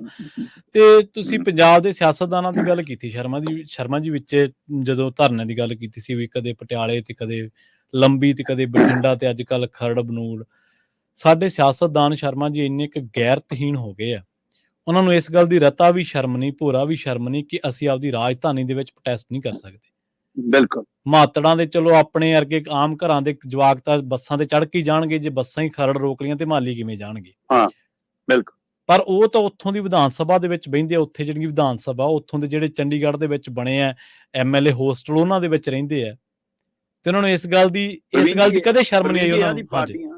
ਹਾਂਜੀ, ਇਹਨਾਂ ਦੀ ਪਾਰਟੀਆਂ ਦੇ ਦਫ਼ਤਰ ਨੇ ਇੱਥੇ, ਦਫ਼ਤਰ ਨੇ ਚੰਡੀਗੜ੍ਹ ਦੇ। ਬਿਲਕੁਲ ਸਹੀ ਹੈ, ਬਿਲਕੁਲ। ਚੰਡੀਗੜ੍ਹ ਦੇ ਵਿੱਚ ਕਾਂਗਰਸ ਭਵਨ ਹੈ ਜੀ, ਅਕਾਲੀਆਂ ਦਾ ਦਫ਼ਤਰ ਹੈ ਜੀ। ਇਹ ਜਦੋਂ ਧਰਨੇ ਲਈ ਨਿਕਲਦੇ ਨੇ ਤਾਂ ਗੇਟ ਤੋਂ ਬਾਹਰ ਸੜਕ ਤੱਕ ਆਉਣ ਦਿੰਦੇ ਨੇ, ਇਹਨਾਂ ਨੂੰ ਬਸ ਕਹਿ ਕੇ ਕਿ ਇੱਥੇ ਤੱਕ ਆਉਣ ਦਿਆਂਗੇ, ਤੋਂ ਅੱਗੇ ਨਹੀਂ ਜਾਣਾ। ਇਹ ਤੋਂ ਅੱਗੇ ਮੰਨ ਲੈਂਦੇ ਨੇ, ਹਾਂਜੀ ਸਾਡੀ ਫੋਟੋ ਹੋ ਗਈ, ਠੀਕ ਹੈ। ਸ਼ਰਮਾ ਜੀ, ਜਿਹੜਾ ਧਰਨਾ ਮੁਜ਼ਾਹਰਾ ਨਾ, ਉਹ ਤਾਂ ਖੇਤ ਮਜ਼ਦੂਰਾਂ, ਕਿਸਾਨਾਂ, ਵਪਾਰੀਆਂ ਦਾ ਹੀ ਹੈ ਜਾਂ ਬੇਰੁਜ਼ਗਾਰਾਂ ਦਾ, ਮੁਲਾਜ਼ਮਾਂ ਦਾ। ਸਿਆਸਤਦਾਨ ਦਾ ਕੋਈ ਧਰਨਾ ਨਹੀਂ ਹੁੰਦਾ, ਉਹਦਾ ਫੋਟੋ ਸੈਸ਼ਨ ਹੁੰਦਾ। ਜਾਂ ਤਾਂ ਤੁਸੀਂ ਮੈਨੂੰ ਦੱਸ ਦਿਓ ਕਿ ਇਹਨਾਂ ਨੂੰ ਕੋਈ ਧੂ ਕੇ ਕੋਈ ਜਾਂ ਇਹਨਾਂ ਦੇ ਪਾਣੀ ਦੀਆਂ ਵਿਛਾੜਾਂ ਵੱਜਦੀਆਂ 2 ਮਿੰਟ ਨਹੀਂ ਚੱਲਦਾ ਹੋਣਾ ਵਾਟਰ ਕੈਨਨ, ਤੁਸੀਂ ਤੇ ਚੰਡੀਗੜ੍ਹ ਦੇ ਵਿੱਚ ਰਹਿੰਦੇ ਨਹੀਂ, ਉਹ ਫੋਟੋਆਂ ਤੋਂ ਫਟਾਫਟ ਬੱਸ ਚੜ ਜਾਂਦੇ ਆ। ਹਾਂਜੀ, ਆਪ ਹੀ ਬੱਸ ਚੜ ਜਾਂਦੇ ਆ, ਬਿਲਕੁਲ। ਤੇ ਧੂ ਕੇ ਤਾਂ ਲੋਕਾਂ ਦੇ ਜਵਾਕ ਲਿਜਾਂਦੀ ਹੈ ਪੁਲਿਸ ਘਰਾਂ ਦੇ ਵਿੱਚ, ਜਾਂ ਜਦੋਂ ਕੇਜਰੀਵਾਲ ਨੇ ਆਉਣਾ ਹੁੰਦਾ ਉਦੋਂ ਘਰਾਂ 'ਚ ਨਜ਼ਰਬੰਦ ਕਰ ਦਿੰਦੇ ਆ। ਪਹਿਲਾਂ ਪ੍ਰਕਾਸ਼ ਸਿੰਘ ਬਾਦਲ ਜਦੋਂ ਸੰਗ ਦਰਸ਼ਨ ਕਰਦੇ ਸੀ, ਉਦੋਂ ਵੀ ਇਹੀ ਕੰਮ ਚੱਲਦਾ ਹੁੰਦਾ ਸੀ, ਇਹੀ ਕੰਮ ਹੁੰਦਾ ਸੀ ਜੀ। ਚਲੋ ਆਪਾਂ ਅੱਗੇ ਚਲੇ ਗਏ। ਸ਼ਰਮਾ ਜੀ, ਕੈਨੇਡਾ ਨੇ ਕਹਿੰਦੇ ਅਗਲੇ ਵਰੇ ਲਈ 35% ਕੱਟ ਦਿੱਤੇ ਆ ਸਟੂਡੈਂਟ ਵੀਜ਼ੇ ਤੇ। ਪੰਜਾਬ ਦੇ ਪੰਜਾਬੀ ਰੇਡੀਓ ਯੂਐਸਏ ਦੇ ਸੋਸ਼ਲ ਮੀਡੀਆ ਹੈਂਡਲ ਉੱਤੇ ਇੱਕ ਜਿਹੜੀ ਖਬਰ ਆ ਲੰਘੇ ਦਿਨਾਂ ਵਿੱਚ ਕੀਤੀ ਸੀ, ਉਹ ਵੀ ਕਾਫੀ ਪ੍ਰਚਲਿਤ ਹੋਈ ਹੈ, ਕਾਫੀ ਵਾਇਰਲ ਹੋਈ ਹੈ, ਜਿਹਦੇ ਵਿੱਚ ਆਪਾਂ ਕੈਨੇਡਾ ਦੇ ਹਵਾਲੇ ਨਾਲ ਇਹ ਗੱਲ ਕਹੀ ਸੀ ਕਿ ਭਾਰਤੀ ਸਟੱਡੀ ਵੀਜ਼ਿਆਂ ਤੇ ਉਹਨੇ ਕੈਂਚੀ ਫੇਰ ਦਿੱਤੀ ਹੈ। ਅੱਜ ਵਾਲੀ ਖਬਰ ਬਾਰੇ ਜ਼ਰੂਰ ਦੱਸਿਓ ਕਿ 35% ਕੱਟ ਦਿੱਤੇ ਉਹਨਾਂ ਨੇ ਸਟੂਡੈਂਟ ਵੀਜ਼ੇ 'ਚ। ਪ੍ਰਵੀਨ ਜੀ, ਕੈਨੇਡਾ ਨੇ ਤੈਅ ਕੀਤਾ ਕਿ ਜਿਹੜਾ 24-25 ਵਾਲਾ ਅਕਾਊਂਟਿੰਗ ਈਅਰ ਹੈ, ਹਾਂਜੀ, ਉਸ ਬਰੇ ਦੇ ਲਈ ਅਸੀਂ ਆਪਣੇ ਇੰਟਰਨੈਸ਼ਨਲ ਸਟੂਡੈਂਟ ਵੀਜ਼ਿਆਂ 'ਚ 35% ਕਟੌਤੀ ਕਰ ਰਹੇ ਹਾਂ। ਠੀਕ ਹੈ ਜੀ। ਉੱਥੋਂ ਦੇ ਜਿਹੜੇ ਹੁਣ ਮਿਨਿਸਟਰ ਨੇ ਇਸ ਸੰਬੰਧਿਤ ਵਿਭਾਗ ਨਾਲ, ਉਹ ਕਿਸੇ ਸਮੇਂ ਮਤਲਬ ਕਿ ਜਿਹੜੇ ਪਹਿਲਾਂ ਅੱਜ ਕੱਲ ਨਿਵਾਸ ਵਾਲੇ ਮੰਤਰੀ ਨੇ, ਉਹਨਾਂ ਦੇ ਮਕਾਨ ਵਾਲਾ ਵਿਭਾਗ ਦੇਖਦੇ ਨੇ ਜਿਹੜੇ ਮੰਤਰੀ, ਜੀ, ਉਹ ਕਿਸੇ ਸਮੇਂ ਸਟੂਡੈਂਟ ਵਾਲੇ ਵੀਜ਼ਿਆਂ ਵਾਲਾ ਵਿਭਾਗ ਦੇ ਸੀ। ਉਸ ਸਮੇਂ ਕਹਿੰਦੇ ਸੀ ਖੋਲ ਦੋ ਵੀਜ਼ੇ, ਤੇ ਹੁਣ ਕਹਿੰਦੇ ਮਕਾਨ ਨਹੀਂ ਹੈਗੇ ਇਸ ਲਈ ਰੋਕ ਦੋ ਵੀਜ਼ੇ, ਜੀ। ਸੋ ਇਹ ਇਸ ਲਈ ਬਦਲਦਾ ਰਹਿੰਦਾ। ਸੋ ਮੌਜੂਦਾ ਮੰਤਰੀ ਹੋਰਾਂ ਦਾ ਬਿਆਨ ਹੈ ਕਿ ਇੰਟਰਨੈਸ਼ਨਲ ਸਟੂਡੈਂਟ ਵੀਜ਼ਿਆਂ ਦੇ ਵਿੱਚ ਅਸੀਂ 35% ਕਟੌਤੀ ਕਰ ਰਹੇ ਹਾਂ। ਇਹ ਫੈਸਲਾ ਲਿਆ ਕਿ 2024-25 ਦੇ ਜਿਹੜੇ ਸਟੂਡੈਂਟ ਵੀਜ਼ੇ ਨੇ ਉਹਨਾਂ ਕਟੌਤੀ ਕਰਨੀ ਹੈ। ਇਸ ਸਾਲ ਕੈਨੇਡਾ 3.5 ਲੱਖ ਦੇ ਕਰੀਬ ਸਟੱਡੀ ਵੀਜ਼ੇ ਜਾਰੀ ਕਰੇਗਾ, ਜੀ। ਕਹਿੰਦੇ ਜੀ ਬੀਤੇ ਸਾਲ 2023 ਦੇ ਵਿੱਚ 5.5 ਲੱਖ ਦੇ ਕਰੀਬ ਸਟੂਡੈਂਟ ਵੀਜ਼ੇ ਜਾਰੀ ਹੋਏ ਸੀ, ਜਦੋਂ ਕਿ ਉਹ ਤੋਂ ਪਹਿਲਾਂ ਕਹਿੰਦੇ ਜੀ 9 ਲੱਖ ਤੋਂ ਵੱਧ ਸਟੱਡੀ ਵੀਜ਼ੇ ਜਾਰੀ ਹੋਏ ਸੀ। ਸੋ ਇਹਦਾ ਮਤਲਬ ਕਟੌਤੀ ਸ਼ੁਰੂ ਕਿੱਡੇ ਪੱਧਰ ਤੇ ਸ਼ੁਰੂ ਹੋ ਗਈ, ਇਹਦਾ ਅੰਦਾਜ਼ਾ ਇੱਥੋਂ ਲੱਗ ਰਿਹਾ। ਪਿਛਲੀ ਖਬਰ ਆਪਾਂ ਵਿਸਤਾਰ ਕੀਤੀ ਸੀ ਉੱਥੇ ਦੇ ਹਵਾਲੇ ਨਾਲ। ਸੋ ਹੁਣ ਕਹਿੰਦੇ ਜੀ ਇਸ ਸਾਲ 2024-25 ਦੇ ਹਵਾਲੇ ਨਾਲ 3,60,000 ਸਟੱਡੀ ਵੀਜ਼ੇ ਜਾਰੀ ਕਰਨ ਦਾ ਫੈਸਲਾ ਲਿਆ। ਪਿਛਲੇ ਸਾਲ ਇਹ 5.5 ਲੱਖ ਤੋਂ ਜ਼ਿਆਦਾ ਸੀ, ਉਹ ਤੋਂ ਪਹਿਲਾਂ ਇਹ 9 ਲੱਖ ਤੋਂ ਵੀ ਜ਼ਿਆਦਾ ਸੀ। ਸੋ ਕੈਨੇਡਾ ਦੇ ਇਮੀਗ੍ਰੇਸ਼ਨ ਮੰਤਰੀ ਮਾਰਕ ਮਿਲਰ ਨੇ ਬਕਾਇਦਾ ਸੋਮਵਾਰ ਦੀ ਦੇਰ ਰਾਤ ਨੂੰ ਇਹਨਾਂ ਦੇ ਹਵਾਲੇ ਨਾਲ ਇਹ ਸੂਚਨਾ ਜਾਰੀ ਕੀਤੀ ਹੈ ਕਿ ਹਾਂ ਜੀ, ਅਸੀਂ ਇੰਟਰਨੈਸ਼ਨਲ ਸਟੂਡੈਂਟ ਵੀਜ਼ਿਆਂ ਦੇ ਉੱਤੇ ਕੁਝ ਕਟੌਤੀ ਕਰਨ ਜਾ ਰਹੇ ਹਾਂ। ਇਹ ਫੈਸਲਾ ਲੈਣ ਦੇ ਪਿੱਛੇ ਇਹ ਵੀ ਪਹਿਲੂ ਹੈਗਾ ਕਿ ਕੈਨੇਡਾ 'ਚ ਇਸ ਸਾਲ 10 ਲੱਖ ਤੋਂ ਜ਼ਿਆਦਾ ਇੰਟਰਨੈਸ਼ਨਲ ਸਟੂਡੈਂਟ ਆ ਚੁੱਕੇ ਨੇ, ਤੇ ਜੇਕਰ ਇਸ ਵਾਰ ਵੀ ਉਹ ਗਿਣਤੀ ਆਉਂਦੀ ਰਹਿੰਦੀ ਆ ਤਾਂ ਇਹ ਗਿਣਤੀ ਦੁੱਗਣੀ ਹੋ ਜਾਣੀ ਸੀ, ਜੀ। ਇਹ ਇਸ ਲਈ ਕਹਿੰਦੇ ਉਹਨਾਂ ਨੇ ਇਹਦੇ ਵਿੱਚ ਕਟੌਤੀ ਕੀਤੀ ਤੇ ਹੁਣ ਇਹ ਗਿਣਤੀ 13-14 ਲੱਖ ਤੇ ਪਹੁੰਚ ਜਾਏਗੀ। ਸੋ ਇਹ ਇਸ ਲਈ ਕਹਿੰਦੇ ਜੀ ਸਾਡੀ ਉੱਥੇ, ਆਪਾਂ ਪਹਿਲਾਂ ਵਿਸਤਾਰਤ ਗੱਲ ਕਰ ਚੁੱਕੇ ਕਿ ਉੱਥੇ ਰਹਿਣਾ, ਖਾਣਾ ਪੀਣਾ, ਟੈਕਸ ਫਿਰ ਇਹ ਮਹਿੰਗੇ ਹੋ ਰਹੇ ਨੇ, ਤੇ ਸਟੂਡੈਂਟਾਂ ਨੂੰ ਨੌਕਰੀ ਨਹੀਂ ਪੂਰੀ ਮਿਲ ਪਾ ਰਹੀ, ਕਮਰਿਆਂ ਦੇ ਭਾੜੇ ਵੱਧ ਨੇ। ਤੇ ਇੱਕ ਅਹਿਮ ਪਹਿਲੂ ਇਹਦੇ ਵਿੱਚ ਜਿਹੜਾ ਸਾਹਮਣੇ ਆਇਆ ਉਹ ਇਹ ਆਇਆ ਕਿ ਕੈਨੇਡਾ ਇਸ ਗੱਲ ਦੇ ਉੱਤੇ ਵੀ ਧਿਆਨ ਕਰ ਰਿਹਾ ਕਿ ਜਿਹੜੇ ਇੰਟਰਨੈਸ਼ਨਲ ਸਟੂਡੈਂਟ ਆਉਂਦੇ ਨੇ ਉਹਨਾਂ ਚੋਂ ਖਾਸ ਕਰ ਭਾਰਤ ਚੋਂ ਪੰਜਾਬ ਚੋਂ ਆਉਣ ਵਾਲੇ ਵਿਦਿਆਰਥੀ ਨੇ ਜਿਹੜੇ, ਉਹ ਓਨਟਾਰੀਓ ਖੇਤਰ 'ਚ ਬਹੁਤ ਆਉਂਦੇ ਨੇ, ਜੀ। ਤੇ ਕਹਿੰਦੇ ਕਿ ਉਹਨਾਂ ਨੇ ਤੈਅ ਕੀਤਾ ਕਿ ਐਕਟੀ ਅਸੀਂ ਸਟੱਡੀ ਵੀਜ਼ਿਆਂ ਦੇ ਵਿੱਚ ਡਿਸਟ੍ਰੀਬਿਊਸ਼ਨ ਦਾ ਇੱਕ ਪੈਮਾਨਾ ਵੀ ਰੱਖਾਂਗੇ ਕਿ ਸਹੀ ਡਿਸਟ੍ਰੀਬਿਊਟ ਹੋ ਸਕਣ ਕਿ ਬਾਕੀ ਸੂਬਿਆਂ ਦੇ ਵਿੱਚ ਵੀ ਉਹ ਪਰਸੈਂਟੇਜ ਆ ਸਕੇ। ਸੋ ਇਹਦੇ ਉੱਤੇ ਵੀ ਕਹਿੰਦੇ ਗੌਰ ਕਰਨਗੇ। ਪਰ ਕੈਨੇਡਾ ਦੇ ਹਵਾਲੇ ਨਾਲ ਆਪਾਂ ਲਗਾਤਾਰ ਪਿਛਲੇ ਸਮੇਂ ਤੋਂ ਗੱਲ ਕਰਦੇ ਆ ਰਹੇ, ਜਦੋਂ ਮੈਂ ਹੁਣੇ ਕੁਝ ਮਹੀਨੇ ਪਹਿਲਾਂ ਜਾ ਕੇ ਵੀ ਮੈਂ ਉੱਥੇ ਜੋ ਸਥਿਤੀ ਦੇਖਿਆ ਉਹਦੇ ਬਾਰੇ ਨਾਲ ਵੀ ਆਪਾਂ ਗੱਲ ਕਰਦੇ ਰਹੇ ਹਾਂ, ਉੱਥੋਂ ਵੀ ਆਪਾਂ ਗੱਲ ਲਾਈਵ ਕਰਦੇ ਰਹੇ ਹਾਂ। ਸੋ ਇਸੇ ਹਵਾਲੇ ਨਾਲ ਇਹ ਖਬਰ ਫਿਕਰਮੰਦੀ ਵਾਲੀ ਵੀ ਹੈ, ਔਰ ਫਿਕਰਮੰਦੀ ਤੋਂ ਬਾਅਦ ਇਸ ਪੱਖ ਤੋਂ ਵੀ ਹੈ ਕਿ ਪੰਜਾਬ ਨੂੰ, ਪੰਜਾਬੀਆਂ ਨੂੰ ਤੇ ਭਾਰਤੀਆਂ ਨੂੰ ਸੋਚਣਾ ਪੈਣਾ ਕਿ ਕੀ ਕੈਨੇਡਾ ਹੀ ਸਾਡੇ ਕੋਲ ਅਜਿਹਾ। ਮੈਂ ਉਹ ਜਰਮਨੀ ਦਾ ਇੱਕ ਅੰਕੜਾ ਦੇਖ ਰਿਹਾ ਸੀ ਪ੍ਰਵੀਨ ਜੀ। ਹਾਂਜੀ, ਜਰਮਨੀ ਦੇ ਵਿੱਚ ਭਾਰਤੀ ਬੱਚੇ ਸਭ ਤੋਂ ਵੱਧ ਕਮਾਈ ਕਰ ਰਹੇ ਨੇ ਅੱਜ ਦੀ ਤਰੀਕ 'ਚ, ਕਹਿੰਦੇ। ਠੀਕ ਹੈ ਜੀ। ਭਾਰਤੀ ਲੋਕ ਜਿਹੜੇ ਉੱਥੇ ਹੈਗੇ ਨੇ ਉਹ ਜਰਮਨ ਵਾਲਿਆਂ ਨਾਲੋਂ ਵੀ ਜਰਮਨ ਵਾਲਿਆਂ ਦੀ ਔਸਤ 3.5 ਲੱਖ ਪ੍ਰਤੀ ਵਿਅਕਤੀ ਬਣ ਰਹੀ ਆ। ਭਾਰਤੀ ਕਰੰਸੀ ਜੇਕਰ ਮੈਂ ਤਬਦੀਲ ਕਰਕੇ ਦੇਖਾਂ ਤਾਂ 3.5 ਲੱਖ ਰੁਪਈਆ ਹਰ ਮਹੀਨੇ ਜਰਮਨ ਦੇ ਉੱਥੋਂ ਦੇ ਲੋਕ ਕਮਾ ਰਹੇ ਨੇ। ਤੇ ਉੱਥੇ ਭਾਰਤੀਆਂ ਦੀ ਔਸਤ 5 ਲੱਖ ਦੇ ਗੇੜ 'ਚ 4,82,85,000 ਰੁਪਇਆ ਕਮਾ ਰਹੇ ਨੇ। ਠੀਕ ਹੈ।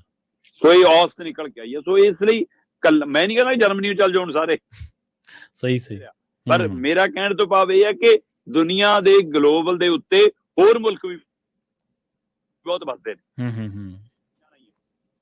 ਇੱਕ ਪੰਜਾਬ ਦੀ ਰਿਪੋਰਟ ਹੈ ਤੇ ਪੰਜਾਬ ਦੇ ਵਿੱਚ ਉਹ ਕਹਿੰਦਾ ਕਿ ਮਿਹਨਤ ਨੇ ਰੰਗ ਦਿਖਾਇਆ। ਗੁਰਦਾਸਪੁਰ ਦੇ ਮੀਆਂ ਬੀਬੀ ਨੇ ਜੀ, ਉਹਨਾਂ ਨੇ 2 ਤੇ ਨੌਕਰੀਆਂ ਸਰਕਾਰੀ ਛੱਡੀਆਂ, ਤੀਜੀ ਫੇਰ ਮਿਲ ਗਈ। ਗੁਰਦਾਸਪੁਰ ਦੇ ਪਿੰਡ ਪਾੜਾ ਦਾ ਇੱਕ ਮੀਆਂ ਬੀਬੀ ਦੇ ਕਹਿੰਦੇ ਨਵਾਂ ਰਾਹ ਬਣਾ ਕੇ ਦਿਖਾਇਆ। ਗਗਨਦੀਪ ਕੌਰ ਨੂੰ ਪਹਿਲਾਂ ਕਲਰਕ ਦੀ ਨੌਕਰੀ ਮਿਲੀ, ਹਾਂਜੀ, ਉਹਨੇ ਜੁਆਇਨ ਨਹੀਂ ਕੀਤੀ। ਫਿਰ ਪਟਵਾਰੀ ਦੀ ਨੌਕਰੀ ਮਿਲੀ, ਉਹ ਤੋਂ ਅਸਤੀਫਾ ਦੇਤਾ ਤੇ ਹੁਣ ਉਹ ਸਰਕਾਰੀ ਸਕੂਲ 'ਚ ਅੰਗਰੇਜ਼ੀ ਦੀ ਅਧਿਆਪਕ ਹੈ। ਠੀਕ ਹੈ ਜੀ। ਠੀਕ ਹੈ ਜੀ। ਉਹਦਾ ਘਰ ਵਾਲਾ ਗੁਰਵਿੰਦਰ ਸਿੰਘ ਕਾਲੋਂ ਨੇ ਸਹਿਕਾਰਤਾ 'ਚ ਕਲਰਕ ਦੀ ਨੌਕਰੀ ਜੁਆਇਨ ਨਹੀਂ ਕੀਤੀ, ਪਹਿਲਾਂ ਮਿਲ ਗਈ।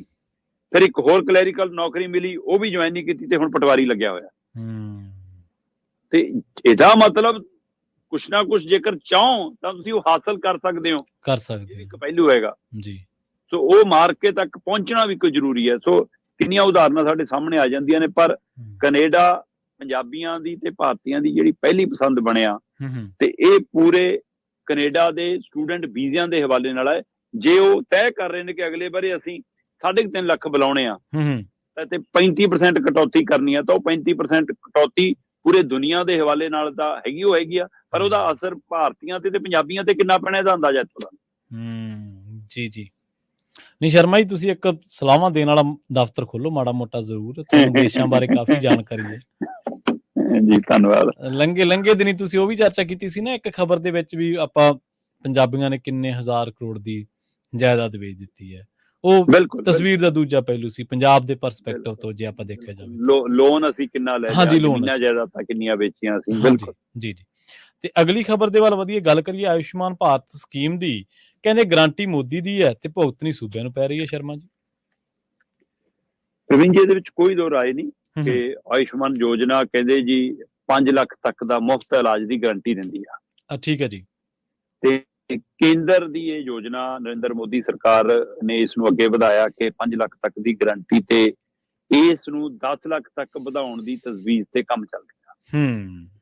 ਸੋ ਜਦੋਂ ਇਸ ਪੱਖ ਤੋਂ ਗੱਲ ਆਈ ਤੇ ਕੁਝ ਸੂਬਿਆਂ ਨੇ ਇਹਦੇ ਵਿੱਚ ਜਿਹੜਾ ਫਿਕਸ ਦਾਇਰਾ ਸੀ ਕੇਂਦਰ ਦਾ ਕਿ ਆਹ ਸ਼ਾਮਲ ਕਰਨੇ ਆ, ਆਹ ਵਰਗ ਸ਼ਾਮਲ ਹੈ, ਕੁਝ ਸੂਬਿਆਂ ਨੇ ਇਸ ਦੇ ਨਾਲ ਆਪਣੀਆਂ ਯੋਜਨਾਵਾਂ ਜੋੜ ਕੇ ਉਹਦਾ ਦਾਇਰਾ ਵਧਾਤਾ। ਠੀਕ ਹੈ ਜੀ।